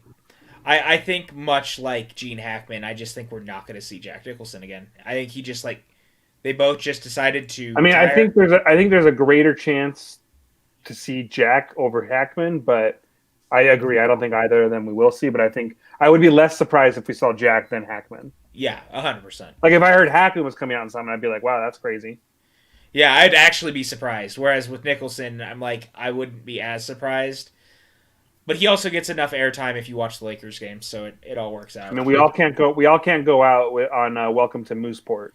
That's true. Was that Hackman's last movie? Yeah, it was. I feel like it was, right? And that movie's actually pretty good too. You got Ray Romano in it? Ray Romano in there, having a good time. It was a great time. I was not asking for this tonight. I was giving Gene Hackman. I love when Ray Romano comes in the season of The Office when they're interviewing new managers, and he's one of the potential managers, and Robert California like basically makes him like think that the place is awful, so he goes in and he's like just doesn't care about the interview, and then he's like, oh man, he's like, these people are great. I made a mistake. They're the nicest people I've ever met. That's a great question, Mike. Is that the scene that inspired that iconic moment from The Room? It very well could have. Oh yeah, Cam, I did see that. Sabrina was very nice about when she came down, and her and Brandon came down to visit me, and I had a room for him. I miss my friends. The Shining, but the mom goes crazy instead of the dad. I would love to see that, actually. Hey, what's up, Manish? It's good to see you, buddy. Yeah, I really like About Schmidt. I think that one's really quite good. Mm-hmm. I actually think that Nicholson, for the most part, the movies weren't always great, but I always thought he gave good performances. He never seemed like the kind who really phoned it in. Like, even in Anger Management, I don't really care for the movie, but I think he's next level funny in it. Also, shout out to the fact that I love this sequence. It's the look on his face plus the sound. Well, the sound has been played up the whole movie of like, this means something. But look at the look and the slow zoom in on Scatman's Carter's face as it's happening. Yeah. This is filmmaking. Like, this is history. Yeah. Like it's so terrifying. You can feel that shot. You can feel it. I was trying to think like what my favorite Kubrick movie is, and that's a hard task, I feel like, for me. You can tell that was like probably man. Like, and Danny just drooling all over himself. He's doing a good job, that kid, man. Yeah. And the fact that he never did anything else is really interesting. But, I mean, you work with Stanley Kubrick, maybe you don't want to work with it again. Like, maybe the parents were like, no. Seems like if you're a kid, job to have. If you're a kid and you're seeing, like, how, like, Shelley Duvall is treated on this film, you're probably like, I don't know if I want to do that again. Yeah, 100%. And the parents, too, because the parents, they have a say. I mean, Cam... he chose to. Like, he didn't quit because of Mooseport. Like, he just decided to go out. Yeah, like, Mooseport's not... Yeah, and Mooseport's not a bad exit. Like, There's worse things. His last credit actually on IMDb is like a Diner Dash sort of like running gun sort of TV show that he's just like in a diner while they're filming, and they like pan over and it's Gene Hackman like eating his steak and eggs, being like, I like the food here. Like, it's the most inconspicuous sort of role that anybody could have, and it's Gene Hackman. Yeah. This scene is like so next level creepy in so many ways.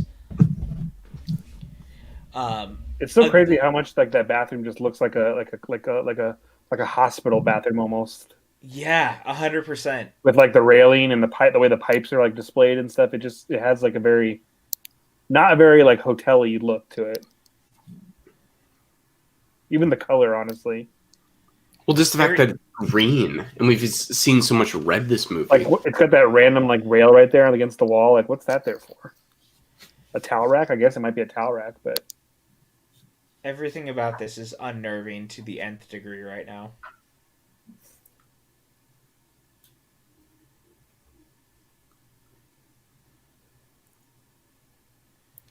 There's something. It's almost like with how the rest of the movie's been. Also, this whole room just feels too clean and too. And there's so much control in this scene, whether it's the shots, whether it's the performances, whether it's just like how long each shot is. It just feels so intentional that it's terrifying. Yeah. And the music.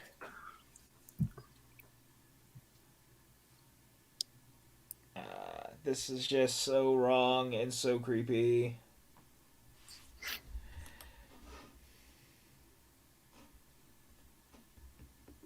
Like, it feels like something horrible is truly about to happen. Yeah. Steven, I've never paid much attention to the bathroom in this scene. I haven't either until right now, honestly. It's one of those things, like one of the things I like about our watch-alongs is that we start to focus in like super heavy on stuff, and I'm like, oh, you know what, man? Like, there's a lot to take in some of this. Like, turns out there's detail, but it's going so slow. Even their kissing, even their movements, it's just like people don't move like that. People don't move that weirdly. Like, this is strange. This twist is just like. What a... Oh, that's dope, Cam. Cam said she got to go to the Royal Tenenbaums premiere. Ugh. Oh, yeah. Also, yeah, Gene Hackman and Dennis Hopper did think Hoosiers was going to flop, and the funny thing about that is that Hoosiers has become like the prototypical sports film. Like every other sports film kind of looks at Hoosiers if they're trying to ape it and mimic it.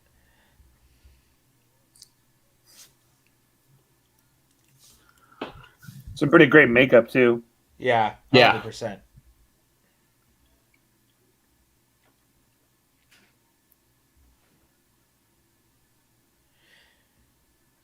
Why would you leave the key? Not thinking straight. Just had a really bad moment right there. Got to be honest. That was like a bad acid trip right there, man. All right, I tell you. Hold on. We got an outfit here that shirt Scatman is wearing is next level. Scatman's whole like apartment and house is incredible. Yeah, I dig the style, the wood paneling. I just want to hang out with Scatman Crothers. Got the bar set up there with the stereo. He's got one of those weird barometer clocks right there in the background. I remember seeing those. Yeah.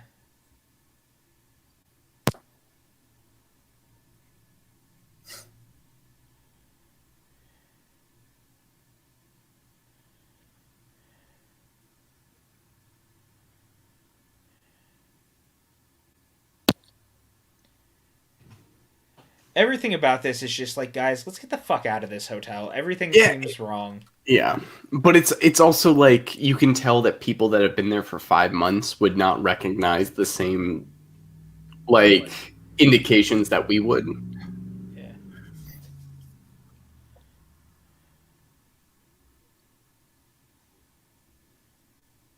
Yeah, Rachel said it best. He's such a liar. Didn't find anything at all my arse. You mean Yeah, the creepy old leper woman? Yeah, I saw her, but And what are you talking about? I didn't see anything. I was just admiring the bathroom.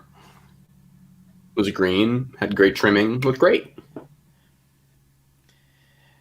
yeah, Brandy. I do agree. Some of the furniture does look a little bit uncomfortable. I'll give you that.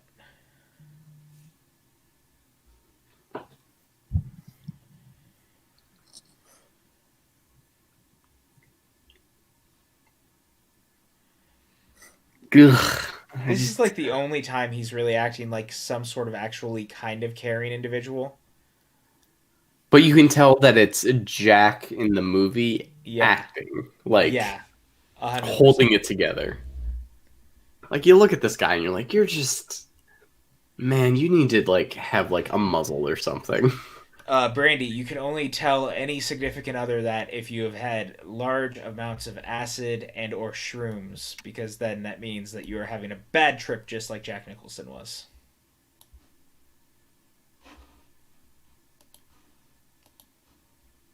And hopefully, I did not say that from experience.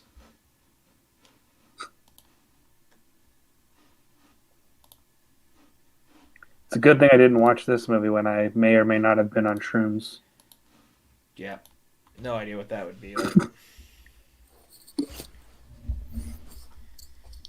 Can neither confirm nor deny if I have taken edibles tonight, however, for tonight's experience. All right, everybody, we got him. Whoop whoop. The police are on their way, PJ. Okay, Sir, you better it's legal here, sir. shoot. I mean, technically not yet, but Tim, shh. Listen, I'm not going to read the book. He sounds legal to me. It's all locking down great. Oh man, Cam said BRB picking up some homemade pumpkin cheesecake pie. Oh my gosh. That sounds amazing. Damn shit. Brandy, you saw me take an edible. Not all the edibles I've had so far. Oh. This fucking turn, though. Again, Nicholson, man.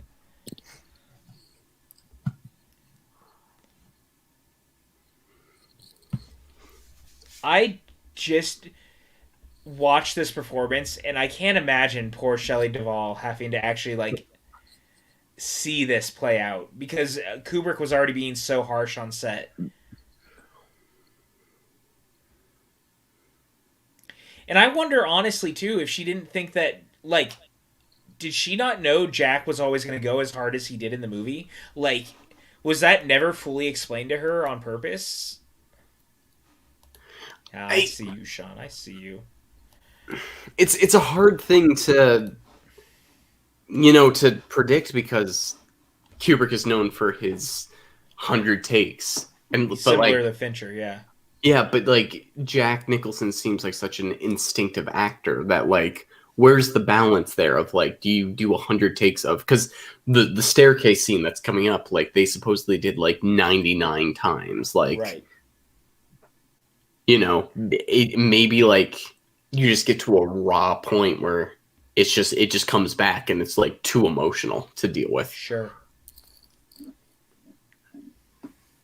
This is all so crazy. Once again, like the way that the hotel's just like totally infiltrated his brain is so fascinating to me. And Kubrick has infiltrated our brains. That's for damn sure. I need to rewatch Doctor Strangelove. It's been a little bit. I love Doctor Strangelove. Yeah, that's the one I've seen a lot of scenes from that I need to get into. Peter Sellers, goddamn treasure.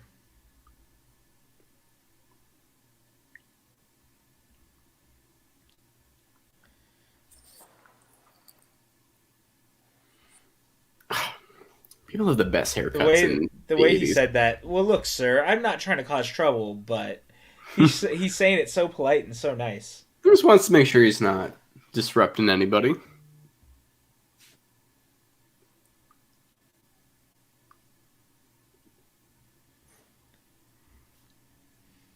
This kind of becomes to the like that hang up and the whole phone call is really kind of us going into the third act of this film in a way because it kind of sets up the end game of the rest of it. Yeah. Well, and it really, because what's happening to Jack Nicholson isn't The Shining. The Shining is almost what saves Danny and the wife. Like, Yeah. The Shining, the fact that it's called The Shining is just like a small element that does play a very important part to like stopping this from being just another murder story. The Shining saves them. Yeah. Like, there's no reason this shouldn't be called The Overlook or like The Hotel Madness, but The Shining plays a very small but a very key important part into it all. Yeah. And I think Doctor Sleep really plays that up in the right Yeah, way. I'm like getting more, fleshes out a lot more behind everything for sure. I'm getting so jazzed thinking Especially with about the it. hotel. There's so much potential to play into, like story-wise, with that. Well, and again, that was all kind of stuff that was in the book. So in a lot of ways, I've always kind of said, like, one of the things I appreciate is Flanagan both adapted Doctor Sleep and The Shining in a way, because he took parts of The Shining that he got to see through that didn't get done, but also do Doctor Sleep. Your money's no good here because you're not actually drinking anything. Yeah. Or is he? Yeah. That dude kind of looks like Michael Biehn. He looks like Michael Biehn mixed with Lance the name has escaped me, but the actor that plays Marcus Brody in Indiana Jones, he's got that same mouth as yes, he does. I can't think of his freaking name right now. See, I was gonna say, but I see where Hope's going too. Denholm Elliott. And you're gonna say Lance Henriksen, aren't you? Yeah, from Lance Henriksen too. Yeah. It's like they took the three. It's like they took the three of them, put them in a blender, and this dude came out. Yep. It's so fascinating. See, and this is what Jack Nicholson brings to it, is that he can normalize crazy. Like, he already seems crazy, so that when all this is going on around him, it's like, well, it's normal to him. Did that girl have like a bloody handprint on her backside as she walked by? It kind of looked like it. I never noticed that before, but it looked like she had like a bloody handprint. It could have very well been something with the dress design, but yeah, definitely never seen that before or never noticed it. And Hogue, to your point of Jack playing crazy, that's part of why he was so great in The Departed, because him being so unhinged throughout The Departed, but it feeling normal to literally no one but him, made it great. Like, well, and it made sense for the position of power he was in for that movie as well. And similarly in The Departed, it's like throughout the course of the film, he becomes more and more unhinged as a character. Yeah, 100% more chaotic as it goes along.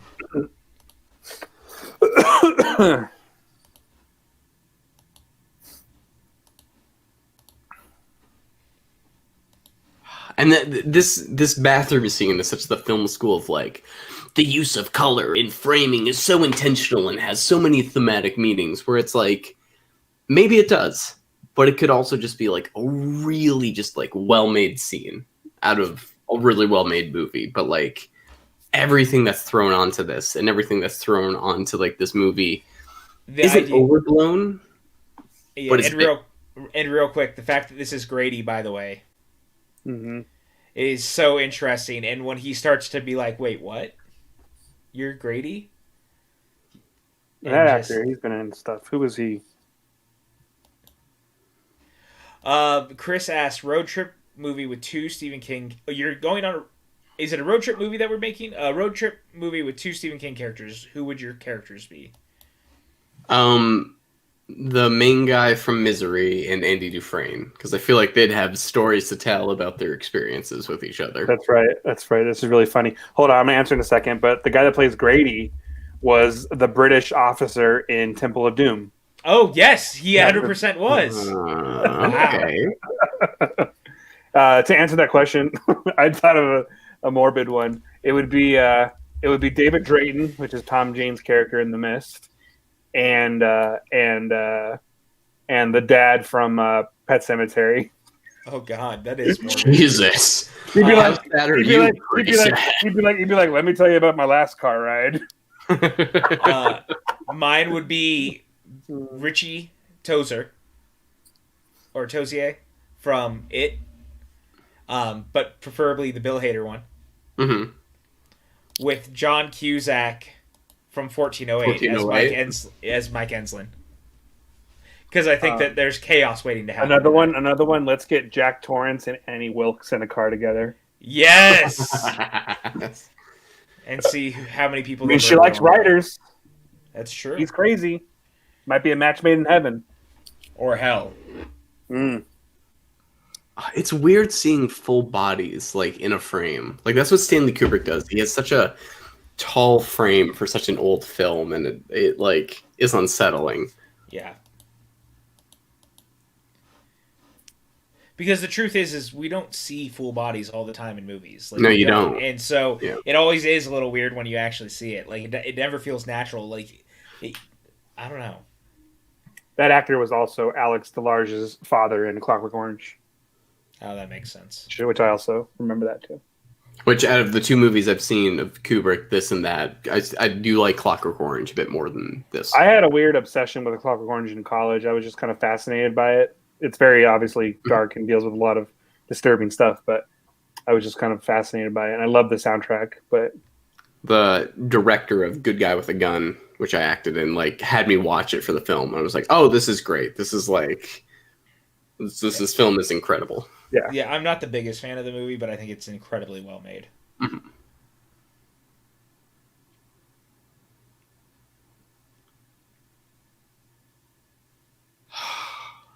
He is Mr. Torrance. Like, at the surface level, this film could just be a glimpse into what drives someone to be a homicidal maniac.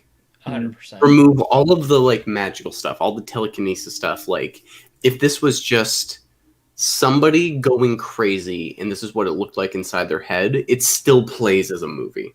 Yeah.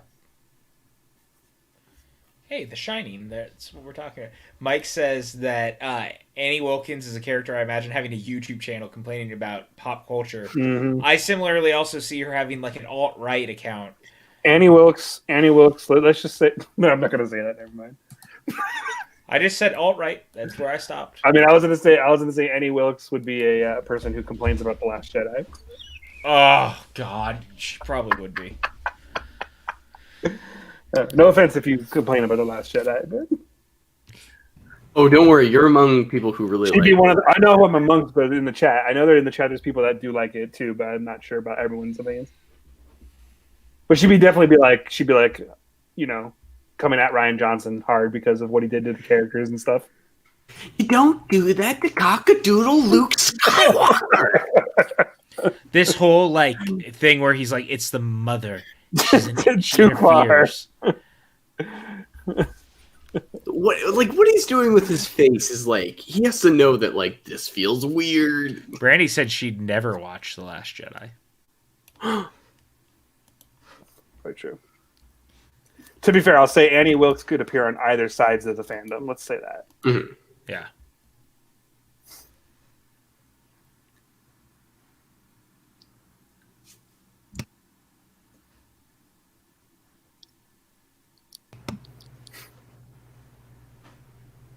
Oh, this guy is so unsettling. Corrected. I can't roll my R's, but if I could say corrected like that. Corrected her. Yeah, like that. Seems Corrected her. Corrected. corrected. No. Okay, thank you. Corey's are like, you need to put it further back in your mouth. When you know like what she went through on this film, it makes you think that this is just her. Like this wasn't even like she didn't know she was being filmed. Yeah, this is them just filming her like freaking out about the movie, basically, just like, oh my god, I hate my life, and everything about it's uncomfortable. And again, the score starts to play, and it sounds like a heartbeat again, and everything feels like wrong. You just feel wrong watching it. It's almost like the score and the heartbeat feel is kind of like the hotel being alive. Oh God, red rum, Red red rum. rum. And the way his voice like sounds. Yeah, because it's not Danny when it's happening. Yep.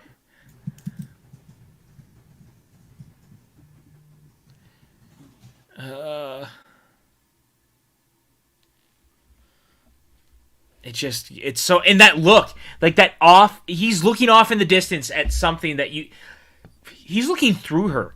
He's looking past her. And then yeah. Mrs. Torrance. Oh. God, the way he says it is just so creepy. This kid, like, There is no Danny, only Zool. Sorry. Yes, there we go. There is no Danny, only Zool. I understand why he's not in movies after this, because this, again, pretty traumatic movie to be a part of, but he's really good here. Hey, Pat, have you ever asked this question in the Schmodown? What is the name of the gatekeeper in Ghostbusters? Because that'd be a great question. So that's a great question, actually. Who is the gate? Vince Clortho. Yeah. Vince Clortho.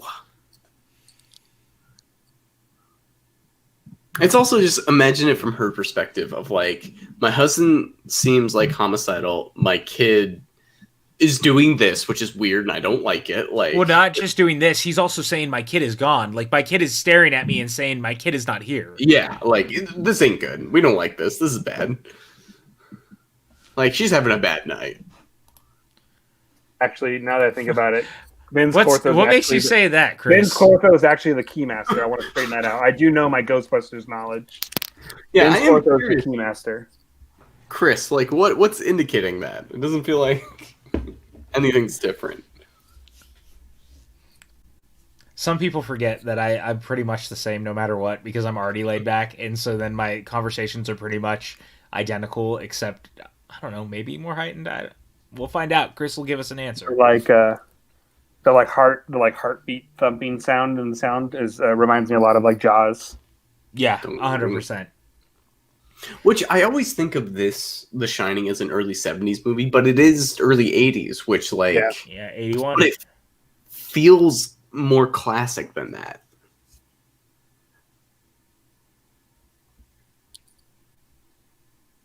That, like, long, lingering shot on the hand is really interesting, too. Yeah. Because it's almost being, like, once again, we're showing he's totally gone out of his fucking mind, and he's pretty evil. And he's, like, almost enjoying it. Like, pulling each piece out.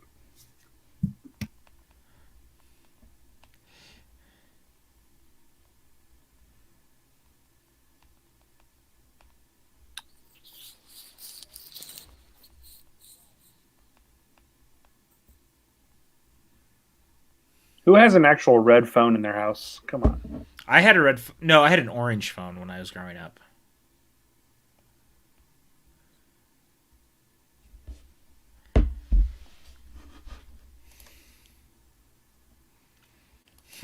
Steven said is the reason he never acted again because Tony told him not to. The actor wasn't there anymore. It was just Tony.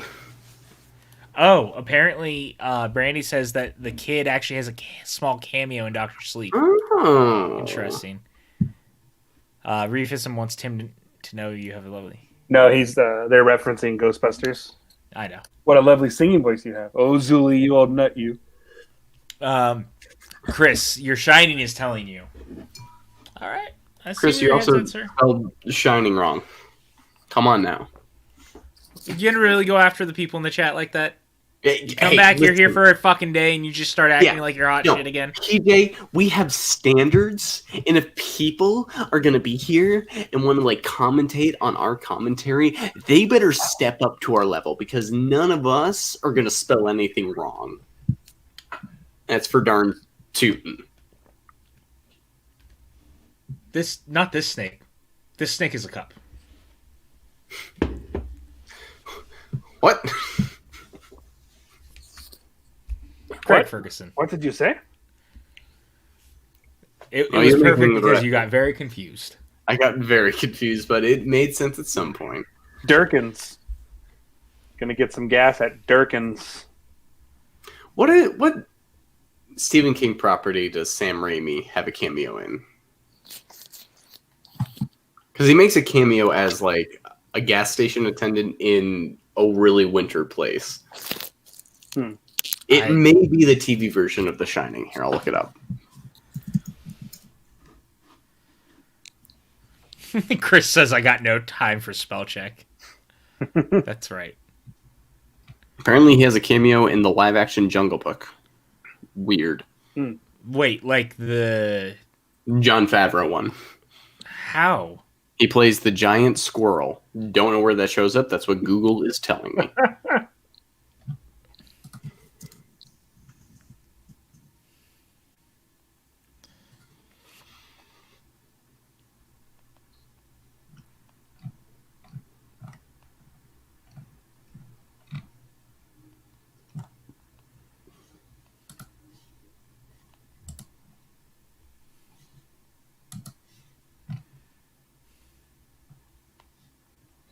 Everything in The Stand, because he was in The Stand.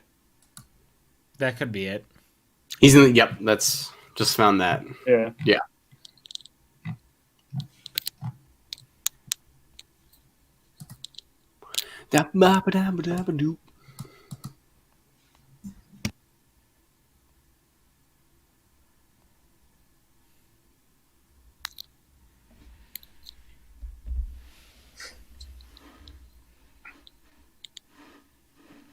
I can tell you guys right now how fucking miserable it is to drive any place with that much snow and having to worry about like chains and stuff.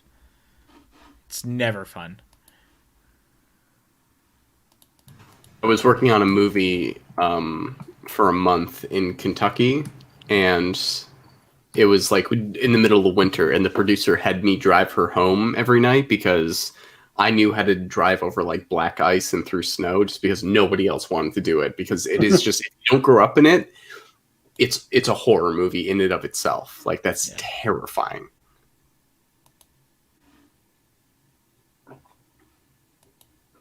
Are they watching Looney Tunes? Because I like this. It sounds like it. I mean, it's supposed to be Roadrunner, but I don't remember Roadrunner having a song particularly, but neither do I.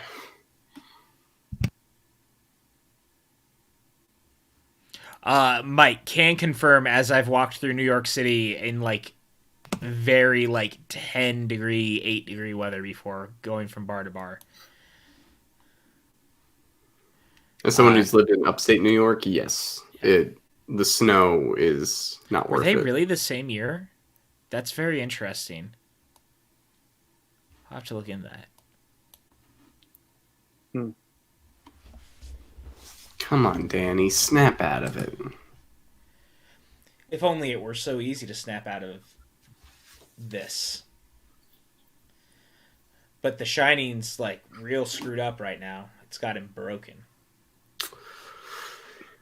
But again, it's just like all this feels build up to Doctor Sleep in a way that just gets me so excited to watch it.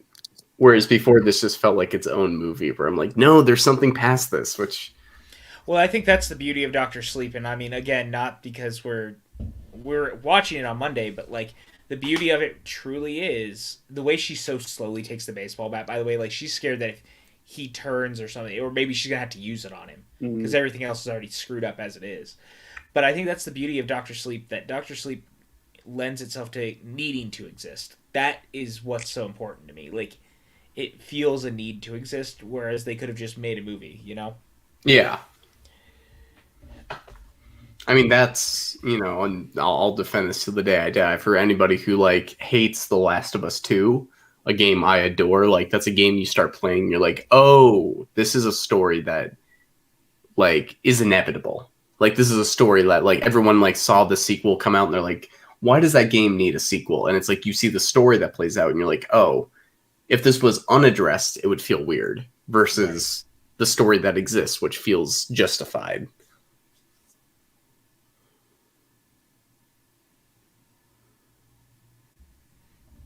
All right, Stanley Kubrick, start being... Which is, it's funny that he is kind of known as being a horror Welcome back, director. Cam. How is Welcome that? back. How's that pumpkin? But is this really only Stanley Kubrick's only horror movie? I mean, Clockwork Orange is kind of a horror movie. Yeah, it's got those elements, but it's like it's got more of kind of like I don't know, like how do you describe like anarchy like to it versus like actual horror. It feels like commentary in a way. It's not like a per se a horror film, but Full Metal Jacket has some like horrifying stuff in it too, for sure. Especially like the scene with like Pyle in the bathroom and stuff during the first half of the film. Oh yeah, this scene is amazing. Cam, can you explain the connection between The Shining and Doctor Sleep? Yeah, so essentially Doctor Sleep is a sequel about Danny as an adult dealing with the what's happened to him in the intervening years, and there's a lot more to Danny that is very much like Jack than he wants to admit, and he has to kind of go and face that and deal with that situation. And it's very interesting because The Shining as a concept becomes much more important, and there's like a cult of people who steal the shine to live forever, which is awesome and scary. It's just so good. I can't wait to watch it with you guys again. So apparently they had PAs and assistants just writing it out, typing it out. Yeah, thousands of pages, just like have it so they could do this. Oh, this music. Like this nowadays this would seem like the most generic like horror score, but like here it's just pitch perfect. Yeah. How do you like it? You're a fucking psycho is how she likes it. It's pretty that good. Sounded really bad. I didn't mean it to sound the way that came out. Nah, it came off. It came off okay. Yeah, Cam, it is crazy. Poor Danny is like a very real thing, and I can't wait to watch Doctor Sleep on Monday because I think it complements The Shining and makes it better in my opinion.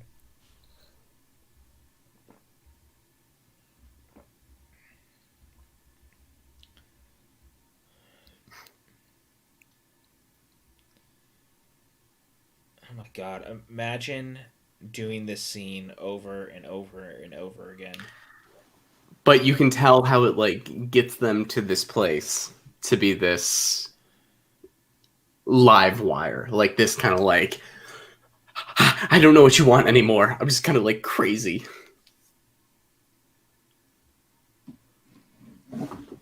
Look at the bags under his eyes. Well, and then like these shots where it's like him listening in as it's all happening is just so insane because The Shining has him so awakened in that, or his shine is essentially so awakened in the house and so amplified that he's just totally comatose and stuck listening.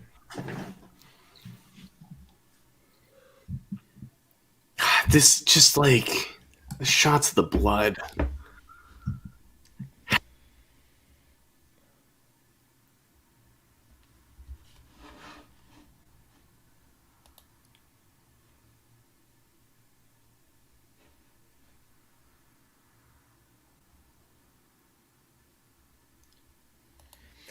That's a great question, Brandy. I'd like to know that about Fincher too, because Fincher does the same thing. I think that's probably why Downey Jr.'s never actually worked with him again, because Downey Jr. is great in Zodiac, but I can see that them on set maybe not always getting along because it's not a free-flowing type movie, and Downey Jr. is the kind of person who likes to riff and like do things differently.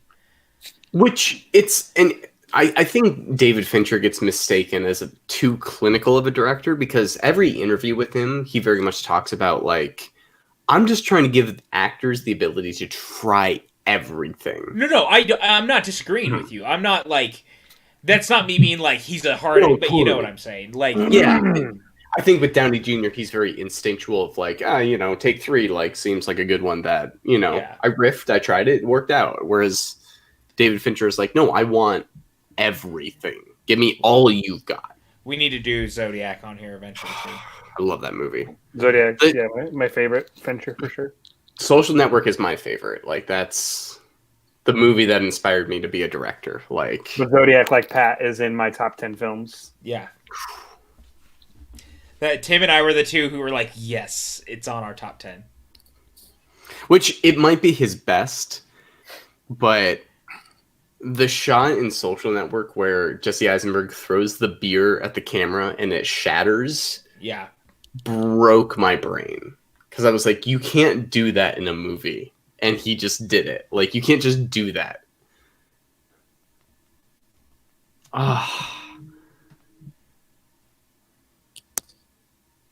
I'm very confused.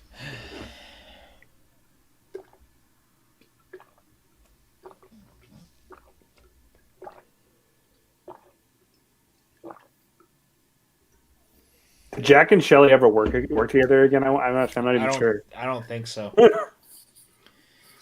And the sad thing is that poor Shelley, like she has not been well off. And this movie really, I think, actually cracked her a little bit.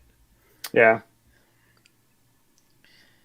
Yeah, this feels like a movie that it's like, I'm gonna avoid any ties to this experience. Yeah, she was in Annie Hall. I brought that up earlier. That was her. That was the movie she did before this movie. See this, and it's like the scene just keeps going, and it's like any other horror movie would have it stop at like, I'm gonna bash your brains in, but it's like it just keeps going and going and going.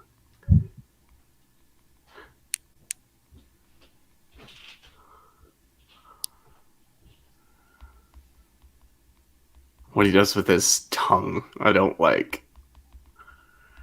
Ow. Ow! I know they probably used a fake back, but it looks too real. Yeah. Man.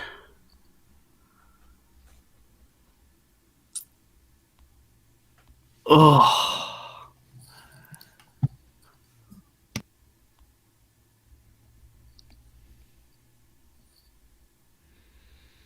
Everything about this, man, just so good.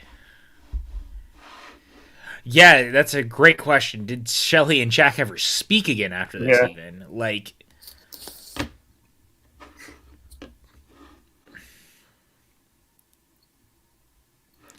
Cam, horror doesn't mentally disturb me because I've been watching it since I was a kid, and the truth of the matter is for me, like, horror is more of an escape and a getaway than it is like something that eats away at me. Like, don't get me wrong, are there horror movies that still creep me out and shit? Yeah, but like, I don't know. It's an escape for me. What about you guys? I mean, I'm a giant horror fan, obviously, and I've watched horror movies since I was a little kid. And I mean, I would say things disturb me, but I don't dwell on it. It doesn't bother me as much as like it may affect other people. And I actually enjoy being disturbed by like a horror film.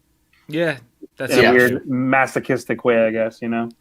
What about you? For me, even as a kid and as I grow up, like anything that embodies existential horror, like Tremors terrified me as a kid. Yeah. I remember watching that movie and the idea that like it's just under the ground and you're never safe. You can't make a sound. And my family decided that night when we watched that movie to go camping in the backyard because that would be fun.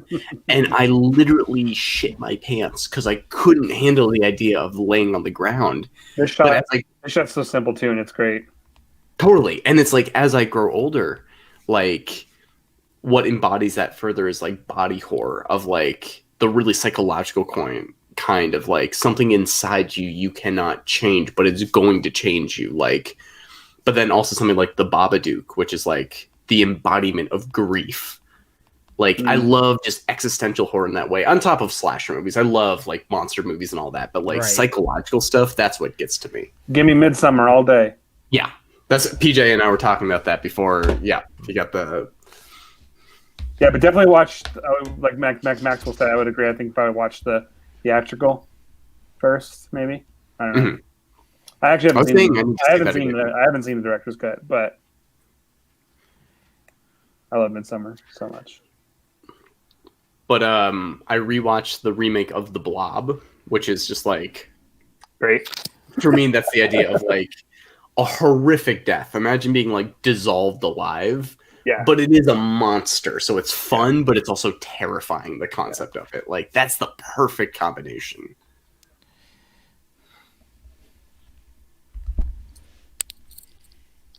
What a good shot. Like, you got Jack Nicholson from this angle. Like, talk about just seeing that and being like, oh yeah, we got a horror movie. This is creepy. Cam, I think the fact that you were not the same after seeing certain movies is actually not necessary. It depends, I guess. But I always like when I watch a movie and I'm like, man, I feel different for watching that movie. But sometimes it can go the other direction, I guess, where it's like maybe not as comfortable.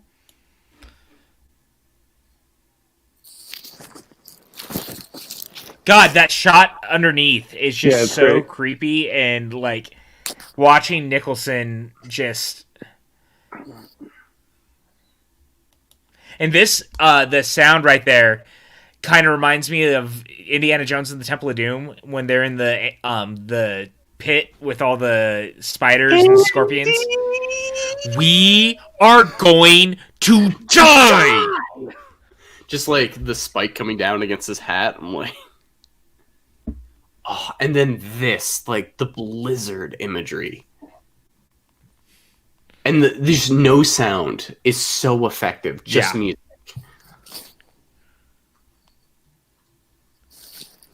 Also, The Thing is one of my favorite horror movies, just because like that's that perfect combination of It's great. Lovecraftian horror mixed with body horror mixed with monster movie, and then you get Kurt Russell just being like a charming asshole in that. Like, it always jazzes me up to see an actor I love sign on to do a horror movie, because you are allowed to go so much further than you are in any other genre when you're in a horror movie. Like, the fact that Ewan McGregor is in Dr. Sleep just gets me pumped. It's so funny because, you know, Reefism, you bring this up. We watch a lot of our horror movies here at night. But we have our lights on and stuff. When I came back from New York the last time I was there, we had seen The Woman in Black on stage, and it like actually terrified me. So one of the first nights I was home, I watched The Woman in Black, the movie with Daniel Radcliffe. I wanted to say Daniel Craig for a second. I was like, no, I gotta the other Daniel. And it scared the shit out of me.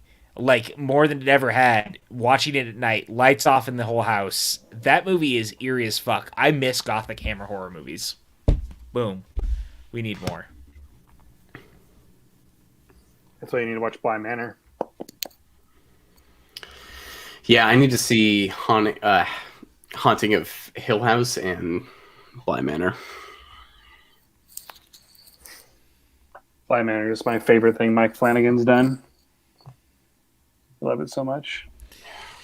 Yeah, I need to watch Bly Manor still, but I loved Hill House. Hill House blew me away. So, what's Mike Flanagan's next project? He's doing another show. Yeah.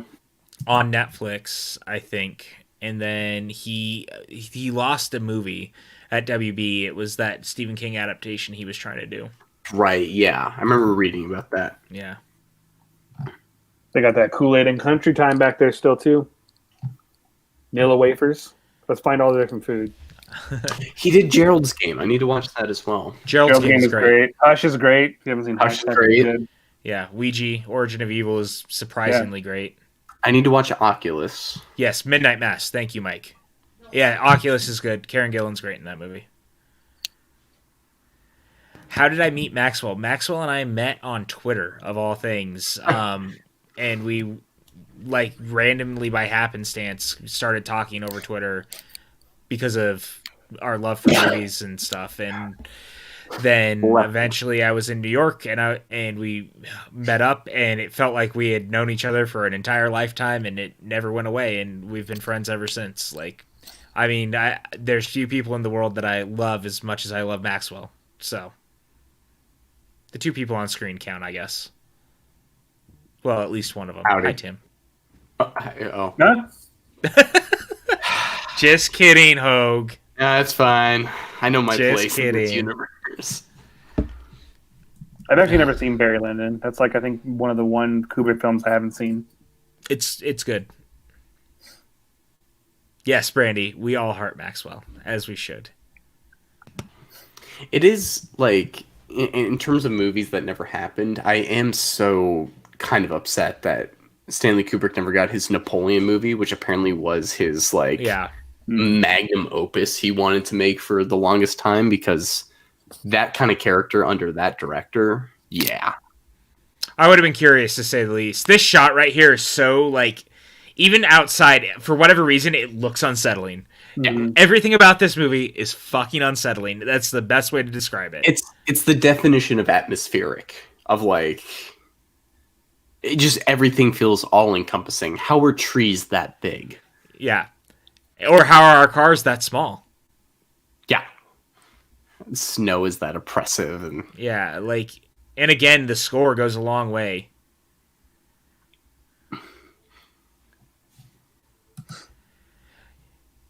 Yeah, Mike, we also met on Twitter, and then now here we are, which is rad. just get into those DMs. Yeah, Cam, it was very much pre Schmodown, because I still watch the Schmodown and stuff when I knew Maxwell, but like the first couple of times we hung out, like I was still involved behind the scenes, but it was long before I was like who you guys kind of knew me to be. Although the first time we hung out was the first live event in New York. Was that week? I don't even remember anymore.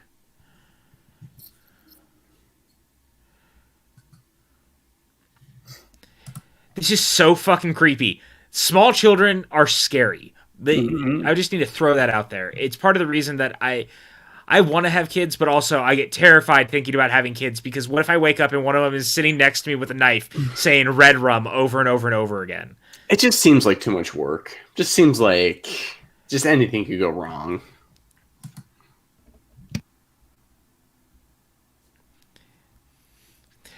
Cam said, how sad not to be able to make your magnum opus. I don't disagree, but also he left behind a filmography that most filmmakers could only dream of leaving. Yeah. And like he influenced cinema in a way that only most filmmakers could hope to. So you take the good and the bad for whatever that's worth. And like Steven Spielberg obviously even saw one of his projects off the ground, and that was AI, because AI was another one that he had wanted to do for a long time and never got to make. So Spielberg made it after he died. Yeah.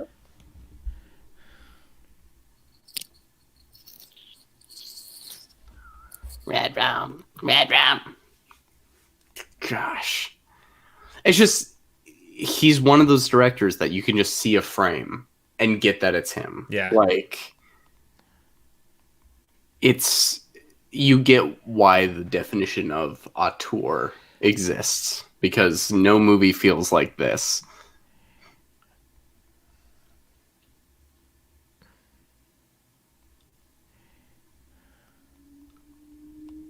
God, he's like, all right, just write it the most unsettling way possible. All right, you did it. Good job, kid. Yeah. Red Bam. God, it's just so fucking scary to me.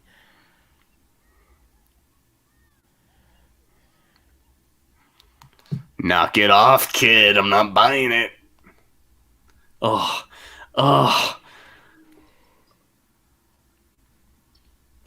here it is. God, talk about iconic. And that's another thing. Like, I love this whole sequence, and it's so funny because one of the biggest hangups for King was that it was a cricket bat or a croquet bat that Jack uses in the book, and he hated that it was an axe but it was like, I don't mind. I mean, I get that you like that it was something more blunt and a little more like it's not an axe, it's not sharp, it's something that you'd really have to use to make some damage, but all the same, you know what I'm saying? Yeah, it's like, come on, that's nitpicky. Yeah, I agree. That's what I'm saying. Like, yeah. Wendy, I'm home. All right, put the kid through the window. Let him escape. Sure.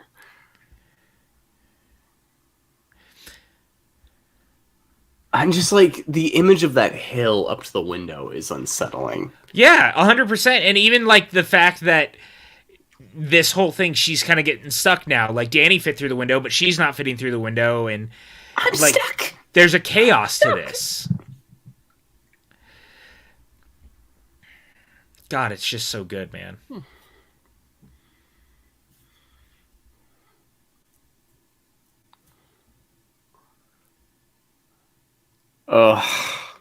Everything about this sequence is just masterful. God, it's so good. I think this might be one of the best third act horror sequences, maybe. It's up there for sure. Yeah, but it's so just reliant on just the whole movie being, again, that like dial twist. Like, that's how I feel about Halloween. I think Halloween is that dial twist, and that's why the third act of Halloween is so excellent too, because you slowly ramp it up as you go. And that's the truth of the matter is I think that people forget, like, I love all things horror. It doesn't matter how in your face it is, but sometimes less is more. That's all. Like, it's okay to do the slow burn horror if it wins you over. It just, and it's, I get how it's easy to be flashy and do all the, like, God, all the things that, like, cheap horror does, but you don't need much. James Wan's a perfect example of that. Yeah. Like, look at Saw, look at Insidious, look at The Conjuring. Less is more sometimes. He also knows how to have fun with it. Yes. Whereas, like, if you want to be terrifying, you don't need much. It's just, like, the brain fills in the blanks. It is about having people you care about being put in danger by scary things. There's something really unsettling, by the way that the camera sits on her face for so long while you see the axe coming through the door. Yeah. Like, that is brilliant. Johnny. And just talk about improv. That was an improv line. That, like, was about Johnny. And the knife was improv, too. The cut was improv, yeah. Him breaking down the door. This whole movie, actually, was just, they didn't know they were being filmed. Jack Nicholson was on a bender. Yeah. They were actually going to make a completely different movie and then just... It was a rom-com before... Yeah. It was a kid's movie. Yeah, it was actually all supposed to be about them teaching Danny how to play baseball. Amazing how lost that got in translation. It was called The Shine Lot. Field of Shine. The sanding. But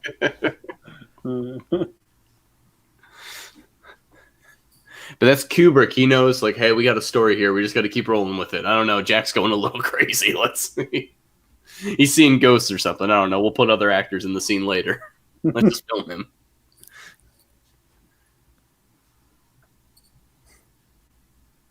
God, but like this, like, it knows how to settle down. Well, the fact, it settles down a little bit, but you're still feeling like you're at 11, which is interesting. Like, it's brilliant filmmaking that it can push you to the point where it's like, even with no sound or anything, you can just feel tense and you can just feel like you're sucked in and lost in this, you know? This is probably like Jurassic Park probably called back to this moment of Danny hiding in the little, like, kitchen cupboard. I never realized, like, this might be like a thing like Spielberg was looking at as inspiration. I think the chat's really into the movie because the chat is just like stopped talking, and that's the best kind of thing you can ask for when there's almost like 15 to 20 people watching at a time. Like, everyone's dialed in and they're like, "Oh my god, I can't move." And I love that. Of captivating, of like, even if you just take this scene out of context, it's still like, why is this terrifying? Remove it from the 2 hours that lead up to how scary this is. Yeah. God. What's another good movie with a silver axe, like, top? I'm trying to think. There's one I watched recently. Hatchet. That's a good one. That's a good one. Oh, I mean, there's American Psycho. Yeah, that one. I'm also thinking of Breaking Bad. Oh yeah. For people who know it, the brothers. 1 minute. 1 minute. I just rewatched Breaking Bad at the beginning of quarantine, and that show's incredible. I'm gearing up to do it again. It is, right? It's so good. And Brandy's right. It's just so good. I can't argue with that. I hope everyone's having a good time tonight, though. I'm having a great time. This is what a movie. I know, man. I really just don't want Scatman to like have any bad outcomes, though. That's all I'm asking for in this. Yeah. It's easy. As long as that doesn't happen, I'll be okay. This is like the only jump scare, if you will, in the movie, too. Mm-hmm. But it's effective. Oh, it's so good. I think it's I can say this about a lot of aspects of this movie. I think this is one of the all-time great jump scares. I think this is one of the all-time great horror third acts. Like, there's just so much all-time great, you know? It just takes so much time to get to it. Mike says, I love that my family thinks this is an appropriate Christmas Eve movie. Mike, I'm going to come and hang out with your family for Christmas. Who's this? It's PJ. He just wants to chillax, watch some Shining. That's cool with you guys. God! Apparently there was a version of the movie where he did not die. I've read, which I would have been curious about as well.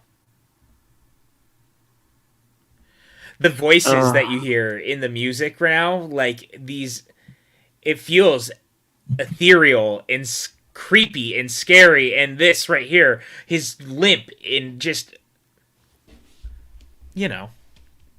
Yeah, it's all just like building to it. All building like it just. We're at that point where, yes, this is scary. Just go out. Just go all out. The score's going crazy. Jack's going crazy. Let's all go crazy.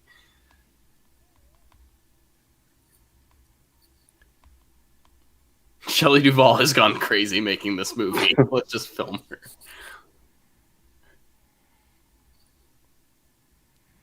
But just like all of this of like, okay, we kind of suspect a haunted hotel.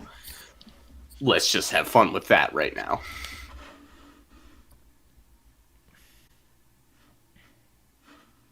But the fact that she sees things this too, is so fucking random. Yeah, it's like it's super like just bizarre and like unsettling.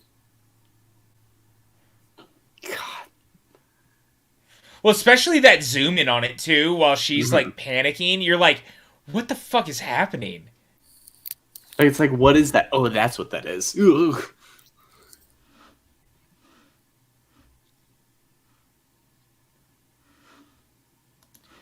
If you guys like American Psycho, Fright Rags just put out a pretty great American Psycho.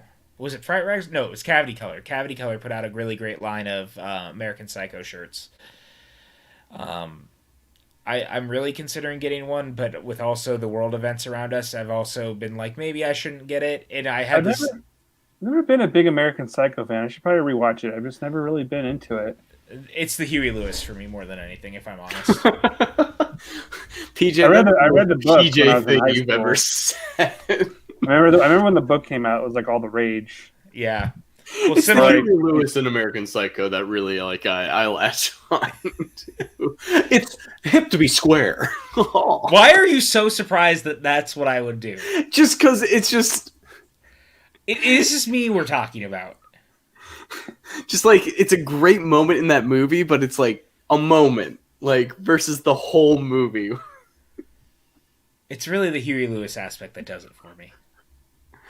Their 1930 album, it's hip to be square. You motherfucker, you keep making fun of me. Hey, Paul! Great movie. I do need to watch it again. Tim, did you ever read the book, you said? Yeah. Yeah. I've never read the book. I've only seen the movie. The book is much more violent. Oh, okay. Interesting. This must have been a nightmare to film. Yeah. Like, I imagine Stanley Kubrick had the best focus puller, because, like, he has all those shots that are moving, and it's like, you gotta be, like... These shots of the feet, man. There was a sequel to American Psycho, I think. I think it was a direct-to-video. Yeah, there was, like, a direct-to-video release one, I think. And I think it had William Shatner and Mila Kunis. It's a Canadian Psycho. That He's doesn't happen. pirate. Said I made bone marrow, eh? Yeah. Really not happy about that one, eh?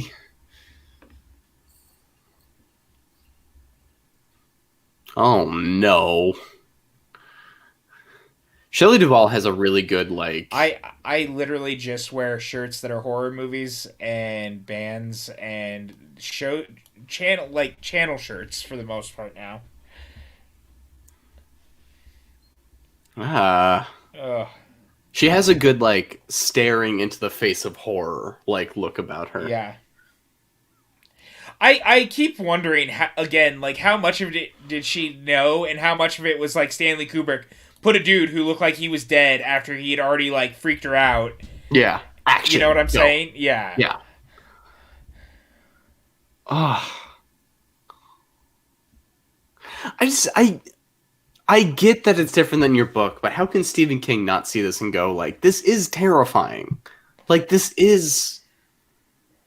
I think he just didn't see it as The Shining more than anything. Like I think he saw it as like its own thing.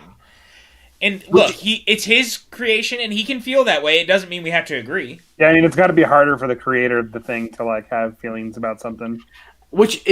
I imagine, especially during the '80s, when he's kind of at the height of like Stephen King's influence, like maybe that's a harder pill to swallow. But like, if I'm an artist and I make something and somebody adapts it to this level, like.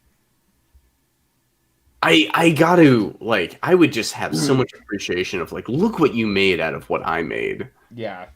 Like, this is... Because Stephen King wrote a screenplay that Stanley Kubrick was like, no, not into. And then had someone else who wrote a horror book he loved, like, readapt it. So it's like, he saw the version. It's like, it's not what I'm going for. Let me do my thing. The brilliance of this, by the way, of him, like, walking backwards in his steps and then covering it up so he can try to hide is just so good. I just love the straight string music. Just it's like go hog wild. All bets are off. Like when I think of like massive amounts of blood used in like a horror movie, I think of this movie first, and then the second movie I think of is Nightmare on Elm Street. Yeah. Like, it looks like the gates of hell are opening. And this feels like you're in, like, a portion of hell. That's the other thing, is the hotel feels like hell at this point.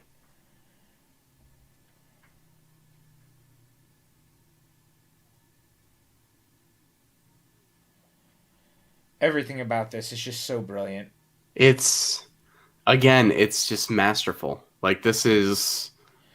And the fact that the camera like is in his perspective, where like it even feels a little off kilter as it's like not looking straight up or down, like it's kind of somewhere like in the middle.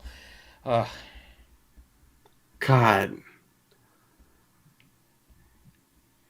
I don't know, man. It's just so fucking good. And this kid just like has the face of like a kid who will be traumatized by this and probably grow up to be an alcoholic like Ewan McGregor.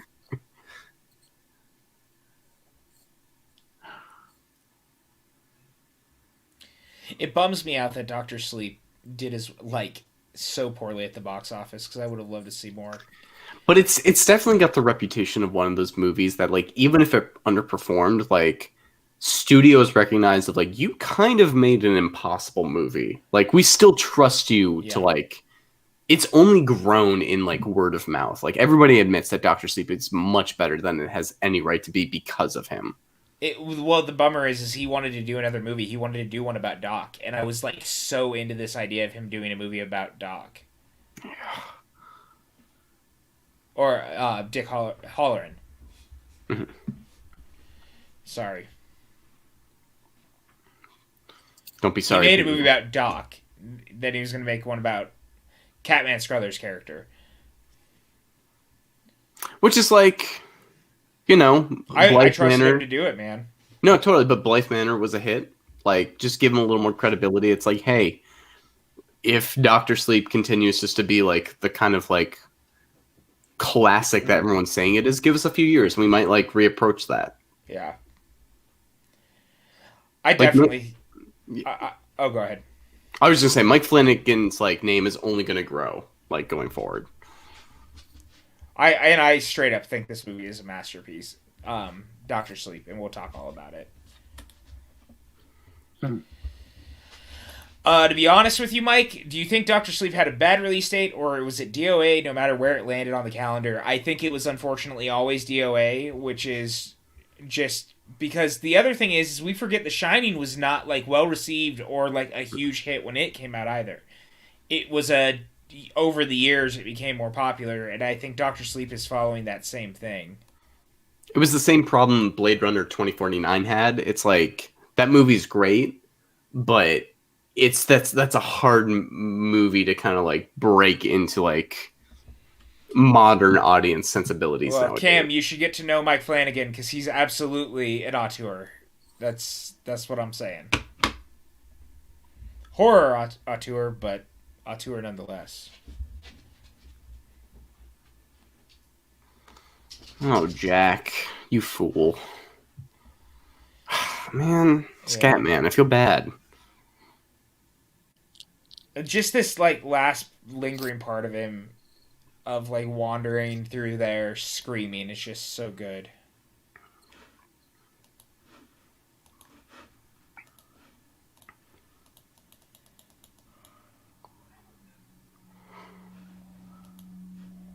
I forget when the hard cut to him the next morning is, but I remember that just being like, okay. I have a funny story about that. That image. I'll wait till it happens, though.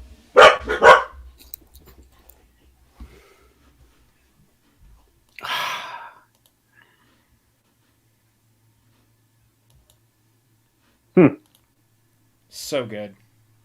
So Robert Montano from Late to the Party and I, we worked together at Best Buy back in the day, and we used to like mess with each other around like placing things in the store and different funny things. Uh-huh. And one time he put, and it was there forever. He put that picture of Jack Nicholson. He printed it out and he put it in the break room freezer. Are you serious? Taped it in the freezer. It was so good. That's I love that. That's incredible. That takes work and thought to go into it. That's wonderful. And one time we were bored and we printed out a bunch of like ridiculous Nicolas Cage like headshots and images, and we were just like, and we were walking around the movie section, just sliding them, taping them to the cover of DVDs that were for sale for people to buy. Just it's great. And Love now this shot. the image that like struck 1,000 different theories, and right. it's Yeah. and like the whole time, Tim, you were talking about like he's not drinking real alcohol. It's like, is he not? Like, what is real in this hotel? And the fact that Shelley Duvall could like see some of these apparitions of, is it just if you're going crazy, or like what is the manifestation? Zoom in on his face is so creepy. Nicholson's unnerving even when he smiles, dude. Like, it's his eyebrows. Like, it's just he had the perfect Joker smile. Let's be real. yeah. But he's the one who brought credibility to that movie. Yeah. Oh, favorite auteurs, Cam like Fincher got me into making movies. Like, but he's, I don't want to make the kind of movies Fincher makes, but like him, I think Spike Jonze is a pretty incredible director, just like taking concepts and visualizing them. I'll think of another I talk about them a lot, but I would consider them auteurs, and I love them right now, and that's Aaron Moorhead and Justin Benson, who are very prominent right now. Well, they're more prominent now because they just signed that deal to direct a couple episodes of Moon Knight, but which Ethan Hawke just joined too. But they're great. Yeah, he's the bad guy. The Safdie brothers, I think their style is pretty intriguing, and I think they've got a voice, and I love them. Not enough love is given to Robert Altman. He's one of mine. Mm-hmm. Fincher obviously is one for me. The Safdie brothers is a great choice because I think that they're kind of Altman like, but if Altman was on speed, and like that's like legitimately Uncut Gems is something Robert Altman would have done if he had done cocaine. Like that, I'm convinced. Like if he was still alive and on cocaine, he would have made that movie. So, or if Robert Altman owed somebody money to make a movie, and he's like, okay, I'll make a movie based on that. Yeah, 100%. With that, guys, we just watched The Shining together. I hope everyone had a great time. I love this movie. I just had so much fun revisiting it with two of my favorite people, and what a great way to like get ramped up to the fact that we're doing Dr. Sleep on Monday. I'm so excited that because Hogue has never seen it, Tim and I are going to be rewatching it. I think this is the first time we got to see it together because he unfortunately didn't see it in theaters with us. And look, I just really like these movies, but I'm going to start with you, Tim. What were your kind of overall thoughts as we revisited Dr. Sleep? Or The Shining, I'm sorry. I watched it during Halloween because that's when I watched Doctor Sleep for the first time, and I wanted to rewatch this before I watched Doctor Sleep, so I have a pretty fresh viewing in my head. But yeah, this movie it's a classic. I mean, it's like a top 5 horror film for me. It's incredible, beautifully shot, super eerie and unsettling, and yeah, I mean, I think it holds up. I think it will always hold up, and I don't care if it doesn't really follow the book. It doesn't have to for me. So, yeah. No, I don't disagree. I think that it does so much right in adapting it and doing its own thing. It's why it's special. It's a Kubrick film. Like, it's Kubrick doing King, and there's nothing wrong with that. So I've always appreciated it for that. But Hogue, I'm going to go to you now. What were your overall impressions as we get out of this one? It's, and like, it's so easy for me as somebody who wants to be a director or a creative person to get jealous at like people who make really good movies, because I'm like, why can't I do that? But I look at something like this, which is just a masterpiece in what it's doing, that I can't even get upset or jealous at, just because it is such a template and a foundation for generations to build off of. I just can only like appreciate it. It like, we said it so many times watching this film of, this is filmmaking, this is a masterclass, this is the embodiment of what so many generations of horror, Stephen King adaptation have built off of. And to not know what comes next, but to know that there is something that so many people consider such high quality that we're going to watch on Monday, like, gets me so jazzed off of what so many people consider to be a classic. So it's everything that you expect it to be and more. And also, PJ, do not forget that Patreon video. That's exactly what I was actually about to queue up, because I did remember. Thank the maker. I do want to say once again, give me just a second. Oh, God. I needed to look something up, and it's not. Now you do that, but I will also say, like, the fact that this, I'm looking at the Amazon rating, that 19,416 people have rated this movie, and it is 4.5 stars. Like, the internet does not normally come to consensus on many things, but we just all have like the collective knowledge of just some things are classics, and The Shining is foundational. Yeah, absolutely. All right, guys. So with that, let me go. This is going to be real rapid fire, real quick. I just want to remind you guys the stuff we have coming up. As always, kind of as we talked about, tomorrow morning, we will be back. We're going to be talking WandaVision here at the PJ Campbell Network. The Water Cooler returns. It's going to be a lot of fun. WandaVision dropped its first 2 episodes last night, or this morning, I guess, depending on how you want to look at it, and we'll be talking about those in depth. Followed by tomorrow night on our Twitch channel, we are going to be doing 8-player Mario Party Madness with William Bibiani, his beautiful wife, late to the party, the Smiths, and Chris and Eric. And it should be a good time. Any proceeds that we make that night are going to go directly to William Bibiani and his wife to help pay for Sergio's bet bills after he sadly passed away earlier this week. Sunday night, we have The Unwind going on. Come hang out. Who knows what we're going to talk about. Lots of good stuff to look forward to. Monday night, as we've been talking about, it's my birthday bash. Come back, hang out. We're watching Dr. Sleep. It's going to be the best time. I can't wait to watch it with you guys. I fucking love this movie so much, and the director's cut is a masterpiece. And next Friday, we got this thing coming up. It's called an inauguration. So we're going to be doing the American president in honor of Joe Biden becoming president of the United States. What better way to bring all this in than watching a Aaron Sorkin penned and Rob Reiner directed film with Michael Douglas and Annette Bening. It's a movie I love very dearly, and I can't wait to show it to you guys. With that, Hogue, where can everyone find you on? Oh, wait, Tim, you guys have something on Wednesday. Yeah, I think we're doing the fuck the man, anti-government. You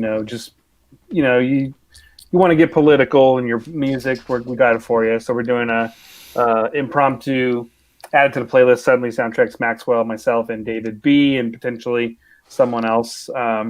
We'll bring 10 songs to the table each and be curating a playlist. You know how it goes if you've seen the show before, but it's gonna be fun. It's gonna be a lot of angsty music and just kick off this inauguration and this new president. So yeah, let's do it. It's gonna be so much fun. I'll be there hanging out. With that, Hogue, where can everyone find you online? Well, you can find me on Twitter and Instagram at Hogue_filmmaker. I don't get too political, on my social medias. Really? All of our fucking channel just starts popping up being like, oh, hey, we're here now. But I don't get too political on my social media, but I am just very happy to have Trump out of office. Let me make that very clear right now. I feel like everything that's going on, this is a moment to celebrate. So let's all us come together to just, feel happy to the start of this year after all the shit that's gone down. But Brandy has posted all in there. You can find all my short films on Vimeo under Patrick Hogue. You can find my latest short film I directed, So, on Crypt TV's YouTube channel. You can find Good Guy with a Gun on Alter's YouTube channel, which is a film I starred in. I'm very proud of. And I don't do a lot of Twitch streaming, Brandy. I apologize anymore. But I will get back to it at some point. Maybe we'll see. But check me out at Pat Plays or Canadian Pat. I don't know. It's one of those names, but I'm going to hop more onto these watch-alongs as this year gets started up and more things go on with my life because we're about to do something very crazy in the next couple months. But past that, it's good to see you, PJ, and happy fucking birthday. Thanks, bud. I appreciate you. I was glad you were here tonight, even though you've abandoned us. Tim, where can everyone find you? You can find me on Twitter, tfranco84. Are you fucking kidding me? Look at this guy, too. Whole channel. That's where you can find me. You guys can find me on Twitter and Instagram at PJ_Campbell. You can find me over at the Movie Trivia Schmodown. I write the questions there. Be nice to the writers. We're only human. With that, we've been here way long enough with you guys. I'm going to take the Patreon credits to take us out of here. We'll see you guys Monday for Dr. Sleep. Have a great weekend, everyone.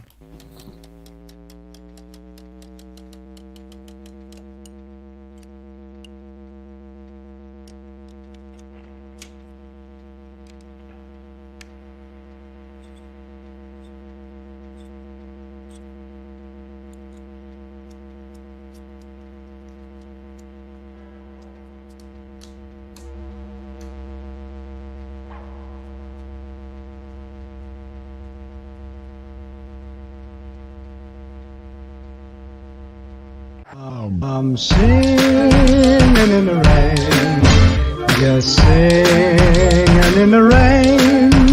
What a glorious feeling, I'm happy again. I'm laughing at clouds so dark up above. The sun's in my heart and I'm ready for love. Let the stormy clouds chase everyone from the place. Come on with the rain, I've a smile on my face. I walk down the lane with a happy refrain, just singing in the rain.